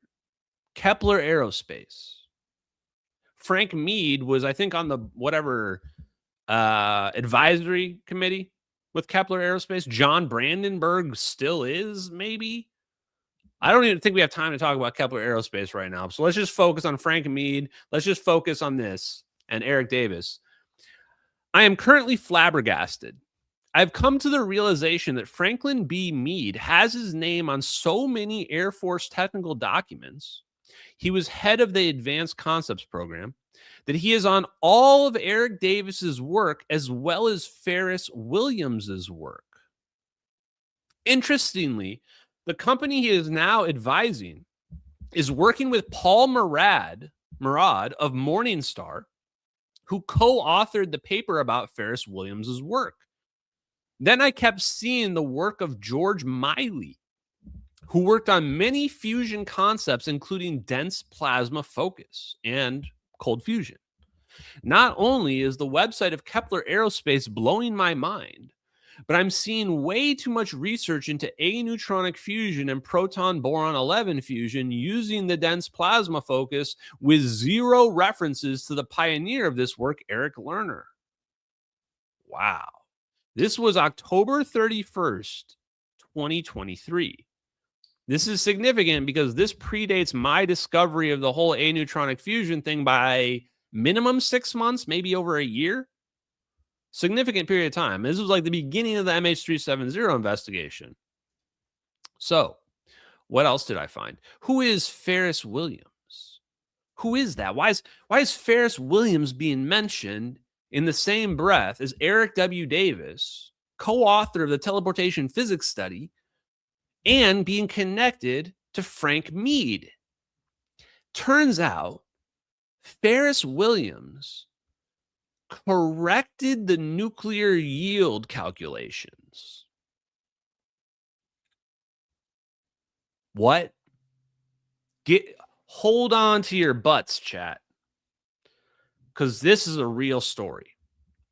Turns out, this guy named Pharis Williams was in the Navy, and he loves science. He's never gotten a PhD. He's in the Navy, and he's looking at the technical schematics for the thermonuclear weapon yields. And he says, I'm going to use first principles, E equals MC squared, and a calculator. And I'm just going to calculate the chemicals and do the physics and determine what the yield should be based on what you're telling me we use to make these bombs. And he comes out and he says, something's wrong. He says, I did these calculations, and the answers are like 50% higher than what you have listed down here in these documents. This is a problem. You're telling me that if this bomb blows up, it's going to be 50% stronger than what we're expecting? So if it's going to blow up for a mile, it's going to blow up for a mile. It's going to be a mile and a half. It's going to be the blast zone. That's a huge difference. So after some years of going back and forth, this caused a literal tribunal I think it's called Project Popcorn, if you want to look this up. And so they look into his work, and I asked Grok about this. It turns out the details of this are like classified or not public. But essentially, it's true. He was right. And he has a famous quote. He has a famous quote while he's in this tribunal, the judge or what have you. Basically, there was a skeptic, and then there was him arguing against the skeptic. Like, it was a debunker, and then there was the dude off the street with no PhD, just a calculator. And he's in the middle of this doing calculations while he's in this debate with this guy, talking about the nuclear weapons calculations for the yields. And the judge or whatever says, what are you doing over there on that calculator instead of paying attention? And how does Pharis Williams respond? He says, well, sir, if this feller is 10% wrong, then we have a much bigger problem than I even expected. What a badass. Holy shit. So there's a guy that corrected the thermonuclear calculations. And get this. I read that scientific paper. That paper that the observing the anomaly guy was referencing, I read it. It's a scientific paper that's basically like a fan scientific paper by people that clearly liked his work and believed in Pharis Williams. And they wanted people to know about his scientific perspective on how he thought. And you would say, why would you do a scientific paper like that? Like, I've never heard of somebody writing a scientific paper about somebody else's work. You must really have believed in it. So Pharis Williams, this is true. Because of this, because of his discovery of how wrong the calculations were in thermonuclear weapons, he thought all of physics might be flawed. He thought if they were wrong about something this fundamental, then maybe they're wrong about way more than that too. Maybe they're just wrong. There's fundamental misunderstandings of physics. And so he developed his own unified theory. This is also true. He developed his own unified theory that essentially comes to much the same conclusions that quantum mechanics, thermodynamics, general relativity come to. And he can reformulate most of the equations, but there's a slight difference in some of them. There's a slight difference in some of them. And that slight difference, in theory, we don't know because it's classified. That slight difference could be the reason why the thermonuclear calculations were wrong. And that slight difference could be 0-point energy. 0-point energy. Now, we're not going to go into all of this tonight, but I will tell you this. I found an interview with him. I found an interview with Pharis Williams. And I love him. He's even better than I thought. Are you ready for this? We're going to we'll play a couple minutes of it for tonight. How about that? We'll do a couple minutes of this Pharis Williams video tonight. I wasn't going to play it, but this guy, this is the only person I think I like more than this guy might be like, Paul Sizz and Tom Bearden, but he's way up there. I'll give you a little taste. This guy hated academia so much that he rejected getting a PhD, even though he easily could have. He probably could have got honorary PhDs. The guy corrected thermonuclear weapons calculations. And he said, I don't even want a PhD because they're all noobs. He says, the peer review process is bullshit. Academia is bullshit. I don't even want a PhD. I don't even want to be part of it. Don't even want to be part of it. Inject it straight into my veins, baby. I'm addicted to Pharis Williams. Hit me with as much as you can. My only disappointment is somehow this is the only video of him. This is the only video we got. So here you go. This is him. This was going to be the moment of Zen, but it's just so good. So let's listen to him just talk shit about academia. I think this is where he talks about it. Let's see. The work done in metal hydrides for storage of hydrogen from fuel cells. Because you can store more hydrogen sticking it in a metal lattice than you can trying to compress it and make liquid hydrogen. Oh, okay. Okay, so that's the reason I said metal hydrides. Yeah. any verbiage on this application. I have papers in the open literature on the fundamental theoretical stuff. Okay. But I left out applications. Well, now I guess one of the places that people can find this is on your website, right? And yes. Could you list your URL for us? Pardon me? Oh, your URL, the website. It's www.edu. We're a little too far here. Hold on. Where do you start? You got to remember, I've been at this for 30-some years. Yeah, but I mean, I think that really speaks. You have the level of respect that that John is giving your work. I mean, I have to say, I was very connected to what he just said there because Tim. By the way, what the fuck, man? That's fucking Tim Ventura interviewing him. I feel like I'm in Bizarro. Like, you know what? I don't want to beat around the bush anymore. Tim Ventura, are you CIA? Like, you have to be CIA, dude. Like, come on, man. There's just no way. I'm not trying to be mean. I like Tim Ventura, but anybody comes to me and says, "Do you think Tim Ventura is CIA?" I'm going to say he has to be. Who goes around and interviews all of these black project engineers and nuclear physics? How does he know all the right people to interview? Does he interview everybody? No. He never interviews Neil deGrasse Tyson. He's out here interviewing a dude that I don't even think I've ever even seen another interview of. Like, as far as I know, this is the only interview of this guy. Tim Ventura has this interview somehow. Tim Ventura is interviewing Charles Chase. Is interviewing all these dudes that like there's no access to them, but somehow this podcaster with like 10,000 YouTube subscribers is getting these interviews. You honestly have to wonder. So no disrespect. I mean, respect to you, but bro, come on. What's going on here, right? Sorry, what's happening to my dude StreamYard? I really hope they fix this thing that they got going on here. Okay, there we go. He was, almost bowing down, and so I think that that really speaks to how much work you've put into it. But I think that speaks more to the logical consistency of what I've done, stemming from theoretical fundamentals. Oh, I think I went too far. Hold on, guys. This is pretty long. Like, because I feel like the STAFE 2007 conference, well broken in shoes. Here we go. Published papers, and it's really kind of a big first for that. That may be. The human nature is such that we do like well broken in shoes rather than something new that we don't know. And it's difficult for the human mind to visualize something new. For instance, I gave a talk years ago and the fellow. He doesn't even have to say anymore. I already know he knows. I know he knows from this. Like, there's a certain mindset. You can just tell right away. It's almost like they're wearing a sign that says, "I'm awake. I'm aware."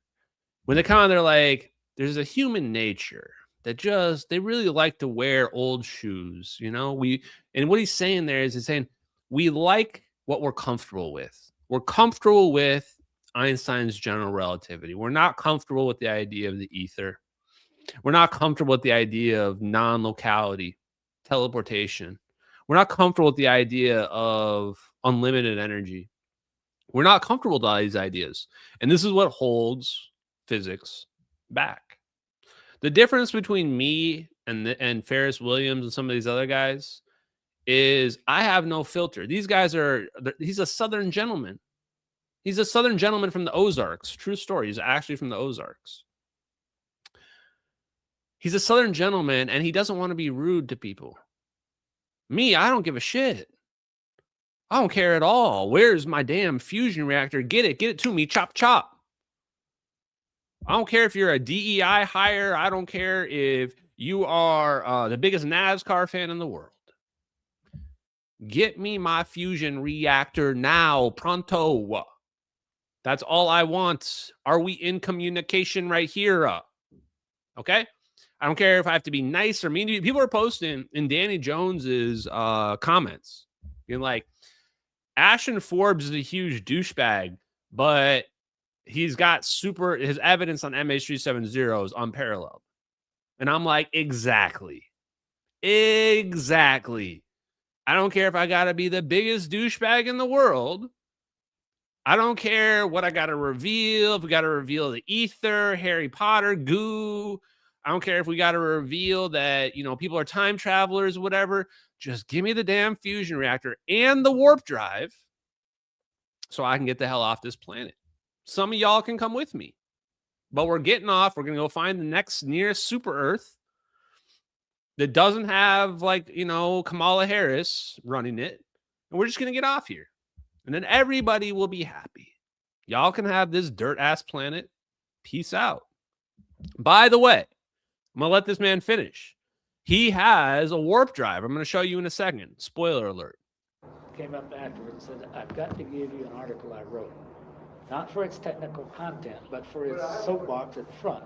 Okay. And in that soapbox, he said that there were three kinds of scientists. Here we go. One he called innovators, and they were the ones who could see something that never been seen before. That was about 1/10 or 100th of a percent of all scientists. One group he called testers. They were the ones that once the innovator told him what was going on, he could see and determine a method of testing that concept. And all the rest, and there's probably maybe 5% total scientists could be testers. All the rest, that is roughly 95%, are keepers of the flame.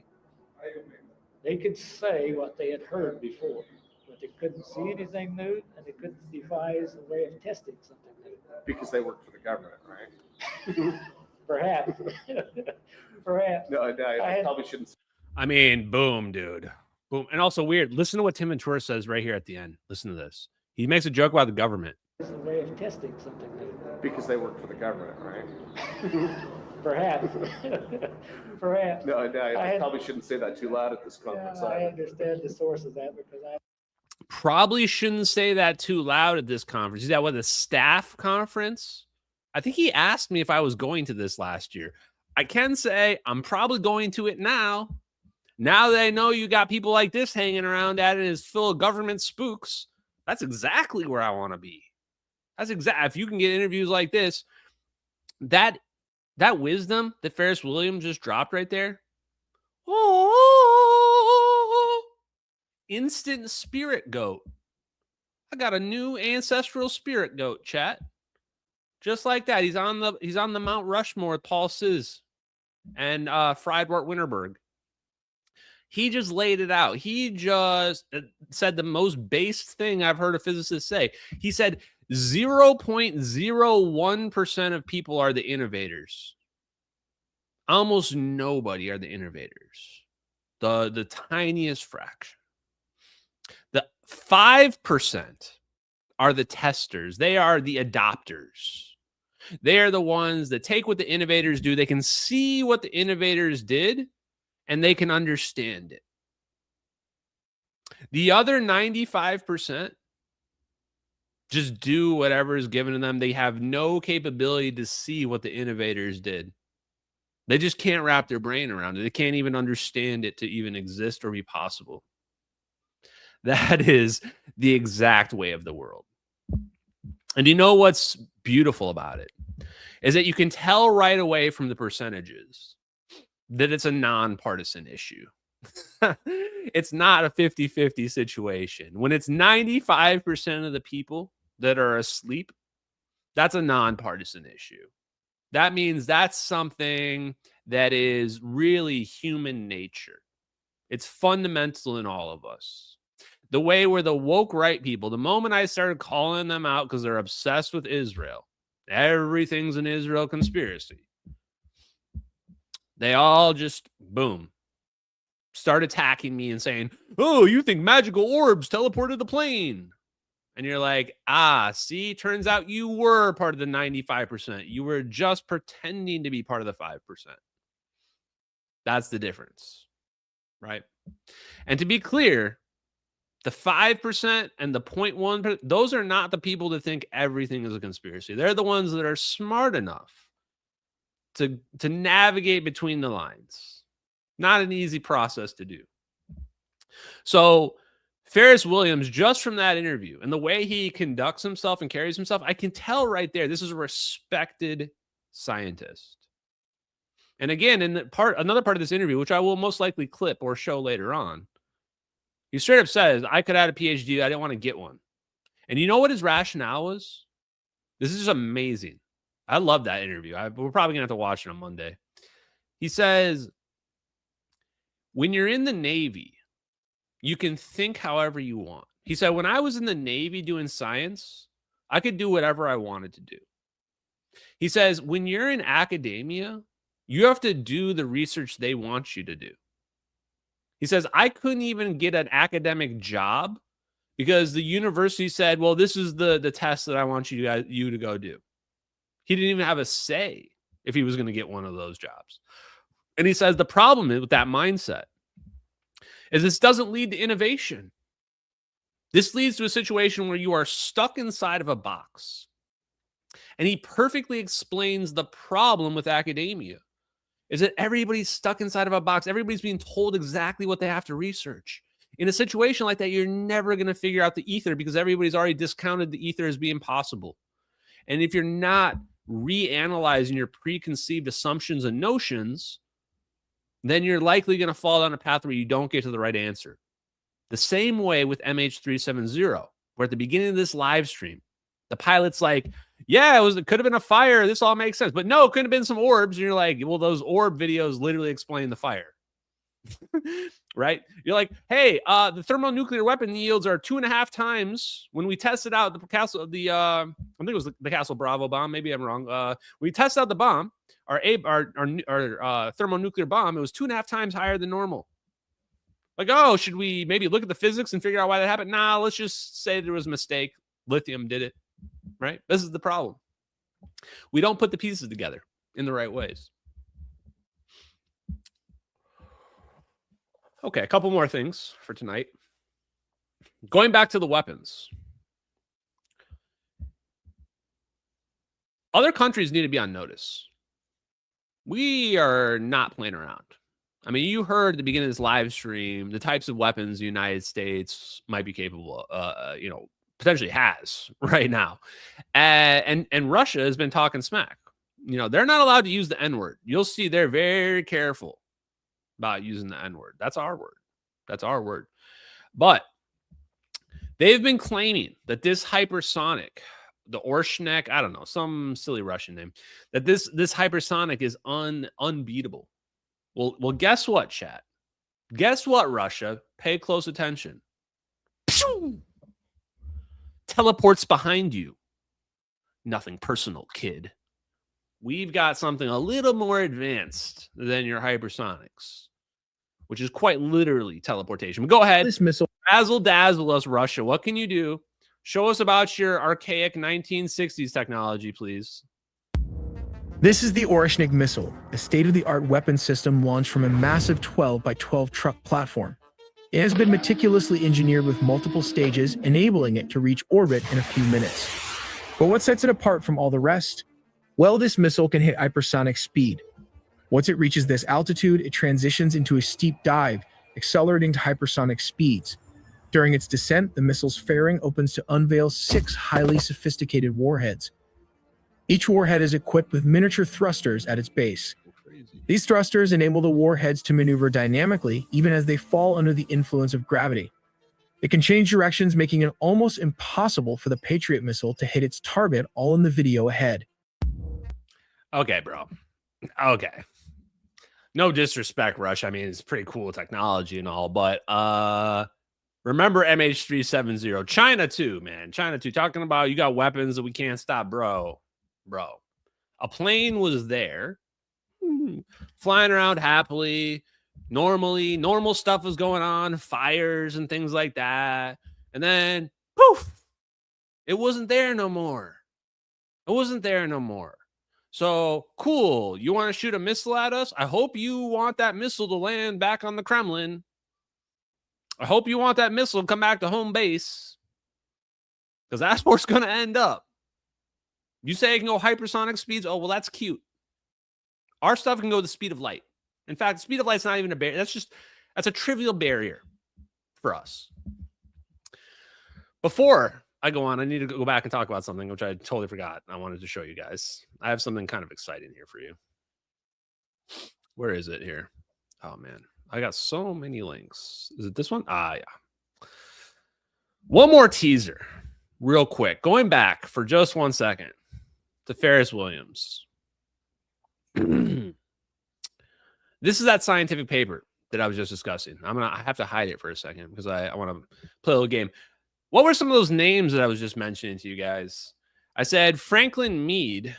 His name is apparently all over Pharis Williams scientific papers.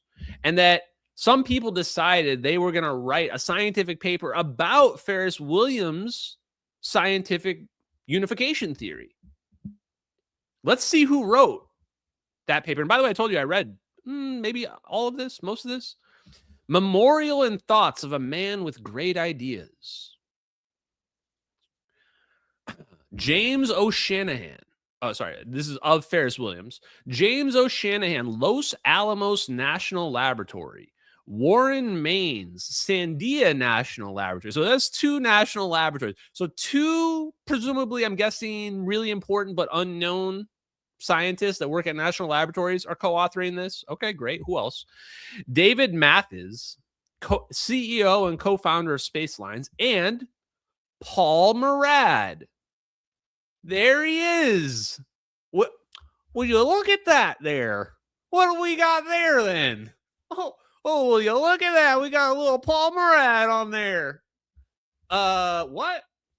So it turns out all these guys, this guy is connected to Frank Mead and Paul Murad and writing papers with the guys that are working on teleportation and fusion.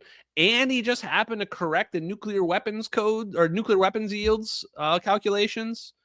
Well, I guess we'll look at your scientific paper. Is there anything interesting in here? Might be relevant to the topics and things that we discuss on these live streams. What do you guys think? You think we're going to find anything relevant in here?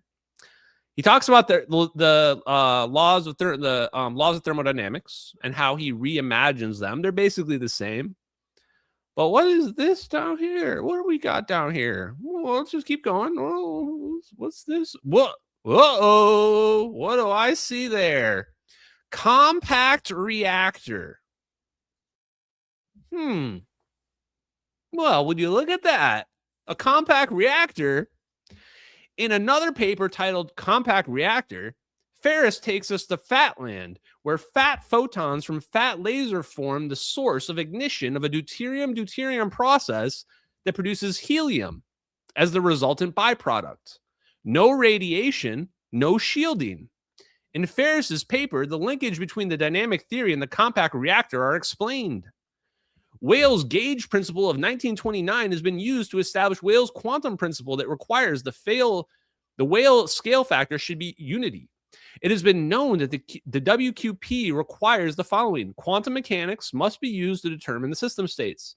The electrostatic potential must be non-singular and quantified. Interactions between the particles of different electric energy or charges, i.e. the electrons and protons, do not obey Newton's third law at sub-nuclear separations. So, while deuterium nuclei are preferentially fused into helium nuclei at temperatures and energies lower than specified by the standard model, there is no harmful radiation as a byproduct of this fusion process. Therefore, a reactor using this reaction does not need any shielding to contain such radiation. Whole chat. Where's the meme? Where's the meme? I don't know. We'll just play Ashton this one. Forbes, you know, that super jacked guy.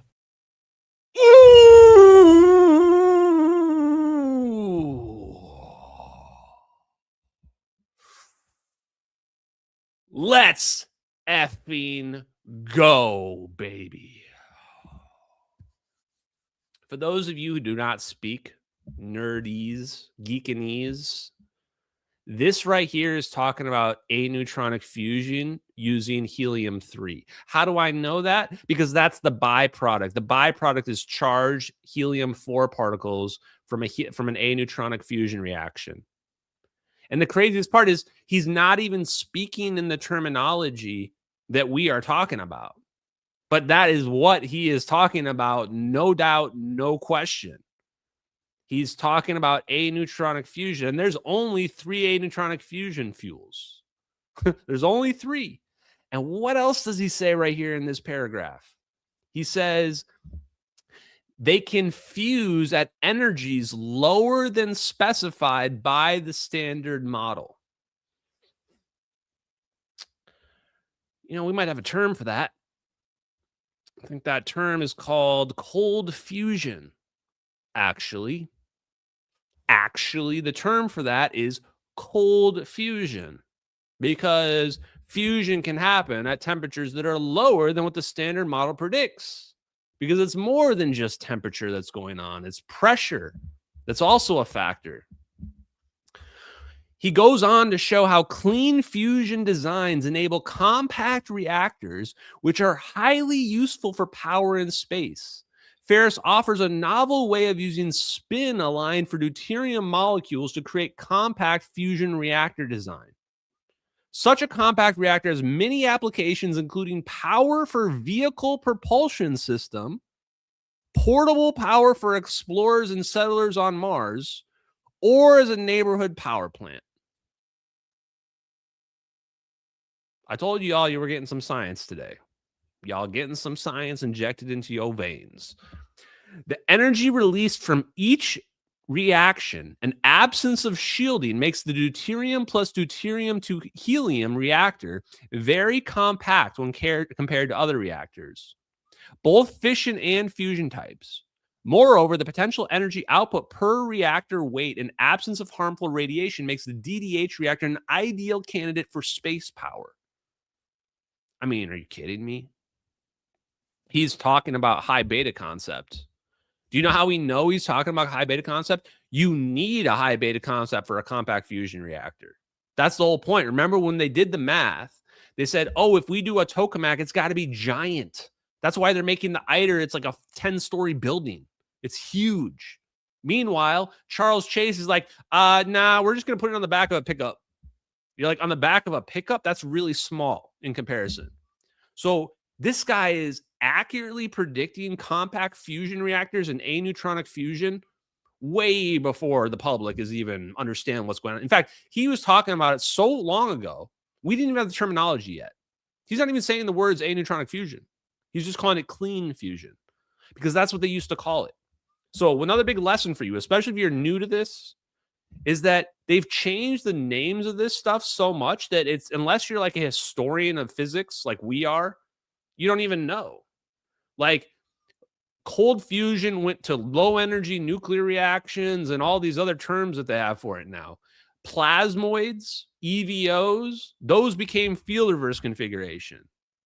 You're just like, oh, okay, so we just constantly change the names of things, and then names evolve because we don't want to go back to these concepts that we had in the past, like the ether. So instead of that, we come up with the anti-de Sitter space. You're like, okay, can we just call it the ether and make things simple so that we can understand what we're talking about? Nope. It's got to get more and more complicated. That's how it rolls. So let me see. What else did he say? The concept also would make possible for each plant or remote location to have its own power source on site without the need for a connection to the power grid. Well, I mean, that'll get you killed. Shall we know a thing or two about free energy designs on this live stream. One thing you never do, you never say, there's a couple things you never say. You're never going to help out the cattle. You never help out the third world. If you do that, you'll definitely not live very long. The other thing you never say is that you're going to give people power that will disconnect them from the grid. Just don't say that. Life expectancy drops. Like, look, you can either live, if you're a Black Project engineer, I hope you're listening. You can either live to 95 years old, like 10 standard deviations away from life expectancy, using your hyperbaric time chambers and whatever shit you guys got. Or you can talk about giving the pores and giving people decentralized energy. And then you can die at like 70. Those are your choices. You know, I'm just saying, this is how the deep state rolls. This is how the CIA rolls. You get choices. Everybody gets choices in life. Okay, so that's what I'm going to, for the Pharis Williams thing, we'll leave you at that. Actually, I think we went through more than I was expecting on that. I just thought this was wild. And he has his own warp drive concept and everything. He talks about it with Tim Ventura. So we'll probably watch the Tim Ventura thing next week. Pretty fun, huh? So Trump put the defense contractors on notice, guys. I don't know if, did I save this? I'll find it. Let me read this off to you guys. because you guys don't understand. Like, Trump is not messing around, man. Trump is probably the best president we've had in a long time. And I think unless you follow my content, it's probably hard to understand why that is. People are so absorbed in all the things that all the political drama and bullshit. Trump is putting the defense contractors on notice. And he's 100% right about everything he says right here. I have been informed by the Department of War that the defense contractor Raytheon has been the least responsive to the needs of the Department of War, the slowest in increasing their volume, and the most aggressive spending on their shareholders rather than on the needs and the demands of the United States military. Jesus, coming out hot. Raytheon seems to think that this is the Biden administration. This is not Slow Joe, guys. And this business as usual, it is not. Either Raytheon steps up and starts investing in more upfront investment like plants and equipment, or they will no longer be doing business with the Department of War. Also, if Raytheon wants further business with the United States government, under no circumstances will they be allowed to do any additional stock buybacks where they have spent tens of billions of dollars until they're able to get their act together. Our country comes first, and they are going to have to learn that the hard way. Well, just holy crap. Chad, I am high on everything that's happening right here. All of this. Who needs drugs? Who needs heroin? Just inject it straight into my veins. Just inject it into my veins. This is how I get high. This is what gets me high, chat. Listen to the United States president straight up talking down to a major defense contractor, saying that you are not allowed to do any more stock buybacks. Which, by the way, guys, do you know why he's saying this? I'll explain it to you. Even if you don't understand economics, this will be simple. You have all this money. You've got $10 billion, right? You say, how do I spend this $10 billion? Should I make new plants so we can build stuff faster? Does that depends? Does that give the investors more money? What gives the investors more money? The thing that gives the investors the most money is if you buy back your stock so that each share is now worth more than it was before. That's called a stock buyback. But why would you ever do that? Shouldn't you always be trying to expand your business? The reason why people do stock buybacks is because they believe their company is worth more than its public value. If you believe that your company is worth less than your public value, you should never buy the stock at the public rate. Never, right? You never would.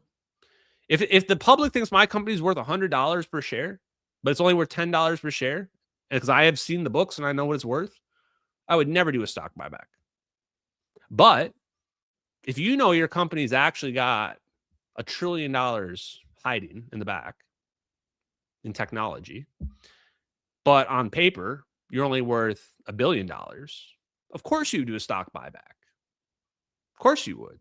So what's happening is these defense contractors have gotten lazy, and Trump is calling them out because they could be investing and making things that are better, but that doesn't appease their shareholders. Helping out the U.S. government is not how they appease their shareholders. And this speaks directly to what we've been talking about. People say, Elon says, if they had this technology, in fact, here, you know what? We're playing Elon. Here we go. Where is it? Here it is. And it's completely in these weapons manufacturing corporations. I mean, I know these weapons manufacturing companies, like Boeing, Lockheed, and Northrop. I mean, yeah, they do some interesting things, but they do not have. There's no breakthrough that they have. So I'm confident they do not have a breakthrough. When you hear people like, why don't they just compete with SpaceX and make a better rocket? In which case, they can make. Why are they holding back on making a lot of money from beating SpaceX with better rockets? There it is. Why are they holding back? You just heard it. Donald Trump just explained it right here. They're holding back because they're not allowed to go full scale because the technology is classified for national security. So that puts it in this weird limbo position where they have this technology. They know they're worth more than what they can publicly announce. And they can't sell that technology publicly either. They have to hide it. They have to hold it back for the United States government. So now the incentive structure has gotten all weird. And this is the big problem. The incentive structure gets weird, and now we get to a point where now defense contractors are hiding civilization-changing technology because the military has told them they need to, when they could be making trillions. They could be making trillions of dollars selling, Marvel Jarvis orbs to blue-haired left-wingers. They'll buy like 5 orbs each. They'll line up in front of the Jarvis Eye Orb store to get their new version of their Jarvis Eye Orb every single year. And they will literally sell their soul to get it. So yeah, they probably could be making trillions of dollars. So I love Trump that is calling them out because he's right. If we are going to have this effed up situation where we are just literally hiding super advanced technology in these defense contractors, they better be paying that shit back. They better be paying that shit back. We gave you the super advanced technology. We have let you have that. We have not let the government, the other people sue you into non-existence because we gave you preferential treatment. You best be paying that back to the U.S. military. We got a lot of, communist dictators and third world hellholes that we got to kidnap with our super advanced technology and our sonic mind rays. Get your act together, Raytheon. And Northrop and Lockheed, you're on notice too. You're on notice too. Start ramping up the orb development. We want to see next generation MK6 orbs, right? That's our expectations. Now, you thought you were getting away with all this stuff. No. Our expectations for the technology have gone through the roof now. Now that we know you got magic Jarvis orbs and teleportation, you best break out some razzle dazzle. Because we are not simply impressed with talking plasmas and mind rays anymore. That's just normal to us now. Now we want Stargate portals. Now we want Star Trek Enterprises. Chop, chop. Make it happen. You got the billions. Okay. Last topic of the night. Told you guys we had a lot to talk about tonight. A lot to talk about. David Grusch. Actually, I don't think that's how you say his name. I just like saying his name like that. So my boy David Grusch, chat. Oh, I did have that bookmarked. Megyn Kelly, who, you know what? I don't know what I think of Megyn Kelly right now. I really don't know. I'm not going to talk shit about her at the moment. Not a big fan, but Megyn Kelly has David Grusch on. He's this UFO alien guy. Says we got the alien bodies, blah, blah, blah. Why? How does that even happen? How does David Grusch get on Megyn Kelly? There's no way that David Grusch is text messaging Megyn Kelly. Like, there's a connection that makes that happen, right? For sure. Like, this is so far over Megyn Kelly's head. You got to wonder. So let's listen to what David Grusch says, though, because so let me clarify for some of you guys. So some of y'all are too black and white. These UFO people that are out here saying all this stuff on all the mainstream channels and all the biggest podcasters or whatever, even though they have like no social media presence, in my opinion, they are what we call controlled disclosure. They are telling you what the government will legally allow the public to hear, which is not about our super secret technologies that we're keeping secret so that we can zap Russia and China if we want to, right? They're willing to tell us about the aliens or other weird esoteric shit as long as it does not infringe upon sources and methods, which is our classified surveillance systems, and as long as it does not infringe upon, secret weapons that we use to teleport planes away and shit like that. So as long as it doesn't do that, these guys can talk about it. But if it infringes on those, then they risk A, getting killed or going to prison or what have you. So as long as we understand where the sides are coming from here, then at least gives us a place to evaluate the things that they say. So let's see what David Grusch has to say to Megyn Kelly. General Clapper, the former DNI in the documentary. General Clapper, as in James Clapper, as in the former director of national intelligence under Obama, who was director of national intelligence when MH370 disappeared. The James Clapper that was in the recent Age of Disclosure documentary. Okay. First, you had my curiosity. Now, sir, you have my attention. I certainly applaud him for at least speaking out in general. He goes on, I believe, I've only seen clips of Age of Disclosure, not the whole thing, where there was a program when he was the director of national intelligence where they were tracking these vehicles over Area 51, of course, the famed classified test location. And I'm a little bit disappointed as a fellow Air Force officer, and certainly General Clapper rose to the ranks as 3-star general. That's all he said in the documentary, that was a program he was aware of. In fact, without being inappropriate, I will say that General Clapper was well aware of the crash retrieval issue, managed the crash retrieval issue, and when he was the DNI, USDI, and DIA director, he placed people in critical roles to manage this issue, both publicly and I'll just say non-publicly as well. And I'll allow the audience distill what I'm saying at the risk of being inappropriate or going too far with my discussion. So General Clapper, Stephanie O'Sullivan, other folks in the IC that are well aware of this issue, that were in rooms discussing this issue, I ask you to be greater leaders on this. I should not be the only former military officer and intelligence official that is being completely candid with the information that they were exposed to. Turns out what he said there at the end triggered Lou Elizondo.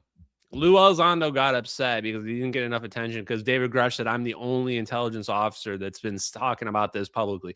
And there he is calling out James Clapper. Now, that seems like something I do a lot of podcasts, or at least I did do a lot of podcasts. When you want to talk about something, reveal some piece of information, you make sure that you are ready, that you're going to talk about that. And that feels like the kind of thing that you throw in there. Now, why is this interesting? Because I have been saying that James Clapper knows about MH370. No question he knows. He was DNI. He was Director of National Intelligence. They basically coordinate the intelligence networks or the various intelligence communities. So he definitely had to know. James Clapper knows, John Brennan knows, and Avril Haines knows as well. Avril Haines was like second in command under the CIA. She was the one under Obama who was doing the justifications for the drone strikes. And then she became DNI under Biden. True story. And then Jason Giorgiani came on my podcast and he said, Avril Haines is the one leading the UFO cover-up in the DNI position in Biden. So do I believe what I just heard there from David Grusch? Yeah, abso-freaking-lutely. Absolutely, I believe it. They absolutely know.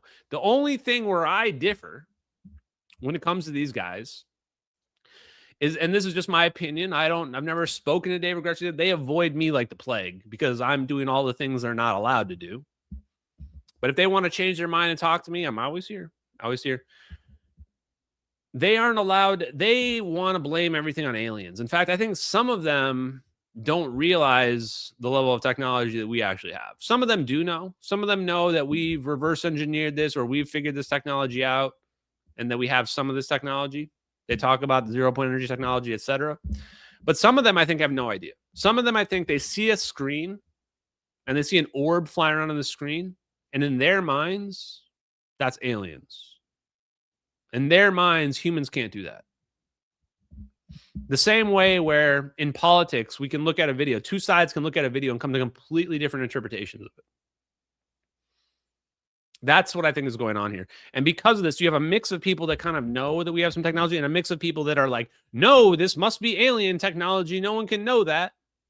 And that leads to this really dysfunctional situation we have right now, where disclosure is never going to happen. These people that you see, the David Grusch, Lou Elizondo, you're never getting disclosure from them. Kurt Metzger was just on Joe Rogan, and he essentially said this. He essentially said, you think you're getting disclosure from these people? When are you guys going to listen? They teleported a plane with some plasma orbs in a covert operation. The whole world is going to consider that an illegal black operation. It's a civilian airliner. How do you think they can admit to that level of technology? If they come out and admit, yeah, we got plasma orbs and we can teleport things, it blows up the whole MH370 op. The whole MH370 op now becomes, oh, well, obviously you did teleport that missing airliner then. They can't admit this. Last thing. Kurt Metzger, what the fuck, dude? So you know what? I got to be honest. Me coming out against Candace Owens, it's cost me a lot. It's cost me a lot to be honest and have integrity and to say the truth about all this situation. I even told you guys about my text fight that I had with Kurt Metzger. Because after all that drama, Kurt Metzger's just rage tweeting me at midnight. Like dozens of messages. Or sorry, he was texting me. Dozens of messages. I read off a bunch of the messages. So Kurt Metzger is on Rogan, like just a few days ago, talking about plasma technology in the United States, figuring out this technology. Do I get a mention? None. No mention. Brings up dark journalist, fucking Jay Anderson. Jay Anderson's like the junior varsity version of me. Come on, man. Come on, bro. Anyway, I'm not trying to be salty about it. I'm just saying, for people that think I'm doing this for money or for clout, if I was doing this for money or clout, I'd be talking about how the Jews control the world. I certainly wouldn't be putting out controversial opinions that are going to make people not want to say my name because they don't like me anymore because they disagree with me about who killed Charlie Kirk, right? So I just want to bring that up. And last thing I'm going to say is I'm going to remember which people were afraid to say my name, which people went out of their way to avoid saying my name, and which people weren't afraid to say my name. Like people like Clayton Morris, who even though I don't agree with him, unlike the Charlie Kirk situation and other stuff, he's still not afraid to say my name. He's still not afraid to show people the videos. He's a cool dude. Anyway, guys, MH370, I love all you guys. I hope you guys enjoyed the live stream tonight. You know what? We're going to do it. This might get me canceled. It's a very, very, very possibility this is going to be canceled, but this is going to be our moment of Zen tonight. A little bit of comedy here for you guys. Okay, here it is. Your moment of Zen, chat.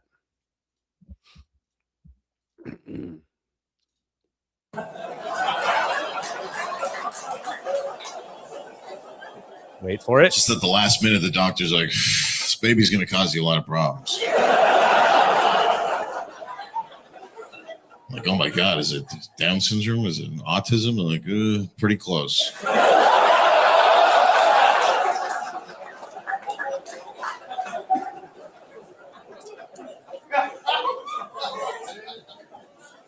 I'm afraid to tell you this, Mr. Bankus, but it's a trans liberal. I'm like, what are my options? Well, you can keep them.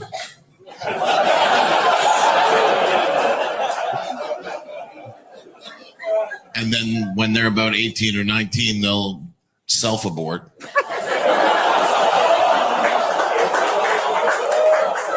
We're getting canceled. Or shoot up a school. We don't know yet, but one of those. Okay, that's all we're gonna do there. So, okay, guys, let's do some super chats. Let's do some comments. Thank you guys for watching tonight. Raising Cane, thank you for those gold pills. Woken walked. Gifts the cookies. Says, F the ignorance. It evaporates like low beta fusion. Oh my goodness, my man is dropping hot fire in the chat over here in the pill chat. False narrative seeding is like using plutonium instead of boron, specifically proton boron 11. My guys were dropping science jokes over here. Thank you for that. Give another cookie. Give us your take on David Adair. I don't know David Adair. I can't remember David Adair's thing. So sorry, I don't remember his particular claim. I don't know all the lore. Oh, he was the Area 51 guy. Yeah, I think a lot of those guys are probably true, accurate. Like they weren't all scammers. They were just, they maybe didn't see everything. Because realize, like even 20 years ago, the terminology didn't even exist. So of course, if you come out and you're like, "Hey, we've got toroidal plasma zapping things," people are just gonna think you're crazy, man. You say that in the 90s, they're just gonna think you're fucking crazy. There's just no way around it. So it's really hard to judge if people were legit or not, because people speak in their own terminology. It may not be accurate to how we talk about physics now. Can I see you out there? Says, please see the Kurt Metzger story. So yeah, I did mention the Kurt Metzger thing. And I think I need to talk it out with Kurt Metzger as well, I guess. Because, I mean, end of the day, I'm not going away, man. I'm not going away. This isn't going away. And we're over the target. We're over the target. So you can keep trying to avoid me, avoid the topic, avoid this research, but it's coming for you one way or another. The Prezi will never be the top dog. They're always summoned by a higher power. We will only ever know what we can find. Ashton crushes the discovery. This is another thing that I really want to disseminate is the PEADS, Presidential Emergency Action Documents, PEADS. The PEADS are most likely where they wrote this. I'm guessing the PEADS are like what you do when nuclear winter comes and we've got to nuke everybody off the planet. Like the things where you don't talk to Congress about it. Even though the president's not necessarily at the top, there probably is something written in the stone about what you can do and what you can't do, but that those powers are beyond what the public knows to exist. Hopefully that answers that question. SD909, power and meaning of deterrence, FAFO. Yeah, I mean, making people zapping people's minds and zapping them to the degree where like it demoralizes them, they don't want to fight anymore. That's the ultimate victory. That is the ultimate, that's like you're playing the video game against somebody and you beat them and they don't want to play anymore. They're like, you know what? Nah, that was, I got beat 10-0. We're done. I don't want to play anymore. It wasn't fun for me, right? Thank you for that other dono. Appreciate it. Man, oh, you donated a lot. Think refined frequency manipulates beyond and deeper than the green needle or brainstorm phenomenon. I don't know. You might be getting too out there for me on that one. I don't know what that means, but appreciate it. Jaleel Robinson. Thank you, brother. Appreciate you. ST909 says he was trying to get you a handler. It was Tim Ventura? Probably. Yeah. Can I see it there? Aura disbeliever until now. What happened to Project Spark? I did not know about Project Spark. I may have to look at it. The one you want to hear about, guys, I got so much lore and stuff that I found that connects this stuff. Marauder Project. Look up the Marauder Project in the 90s. You will find they were shooting plasma toroids at each other near the speed of light. Sounds like they were trying to test relativistic effects with plasmas, and it's very, very similar to reverse field configuration design. Something for you there. Something for you guys for the weekend. Chaotic good, LFG, apes not leaving, DJT, boom. Venezuela is the last time we care about oil. Yeah, I don't think we're going to care about oil. In fact, I'm not sure we did that for oil. They're going to pump the oil for us. Sure. We did it for economic reasons, but it doesn't have to be oil. Sal is the GOAT.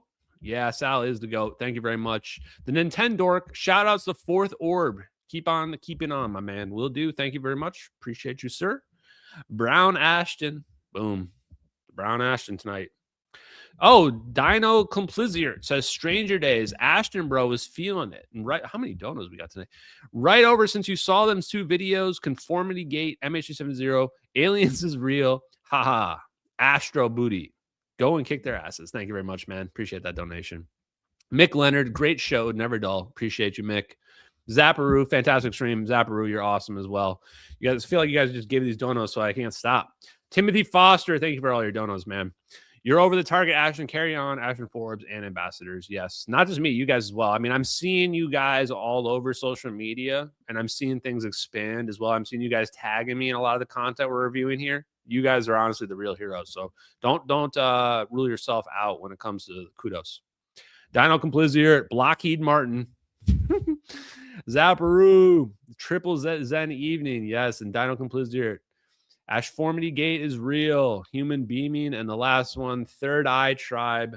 Hearts in the chat. We got this, guys. Lastly, Brukabark. Hopefully that's what you're saying. Brubark says, David Adair was talking about cold fusion years ago. Star in a bottle, magnetic containment. Yes, when you're hearing those words, magnetic containment, star in a bottle, compact fusion, aneutronic fusion, clean fusion, you are over the target. And that's why we're realizing there was a huge huge wealth of science talking about this stuff going all the way back to the 50s, maybe even further, maybe even the 30s if you believe the Nazi stuff. This isn't like a new thing. And this really aligns with the idea that they had this physics, topological physics, plasma physics hidden for this whole time under nuclear weapons, or at least nuclear weapons adjacent. Anyway, thank you guys. Love you, MH370X. I'll put a link to the Discord in the chat. Have a good night. Later.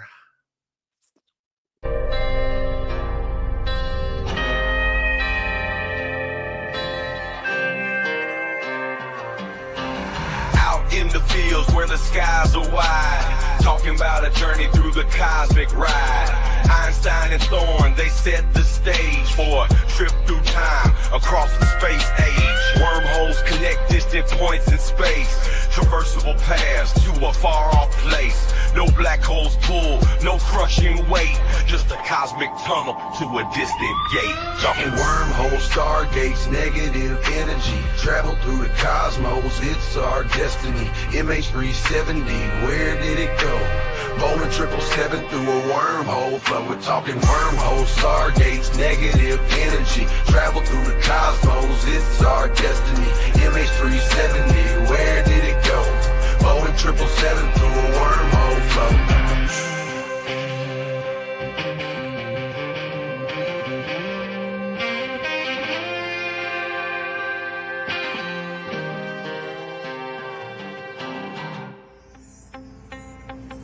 Exotic matter, negative energy's the key to stabilize the wormhole for you and me. Quantum vacuum squeezed so tight, creating conditions for this wondrous flight. Static fields and lasers in the lab they play, generating forces in a new kind of way. Gravitational squeezing, Casimir's force, negative zones we need to stay the course. Talking wormholes, stargates, negative energy, travel through the cosmos, it's our destiny. MH370, where did it go? Bowling 777 through a wormhole flow. Thin shell formalism plates so fine, spherical geometry we realign. Energy conditions that we must defy. For a stable wormhole, let's give it a try.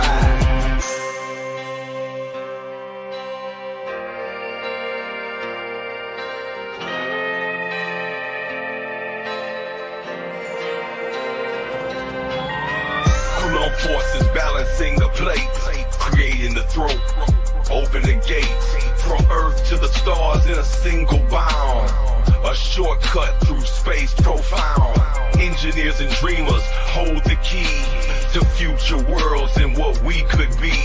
With science in hand, we forge ahead through the cosmic paths that we now tread.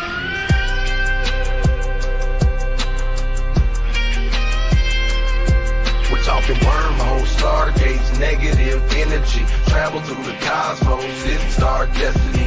MH370, where did it go? Boeing 777 through a wormhole flow. From the fields to the stars, we break the chains. Understanding the universe, we make the gains. Lil Hula Crunk shines, bringing truth to light. Through his music, we'll explore the night. With wormholes and stargates, our path is clear. Exploring the cosmos.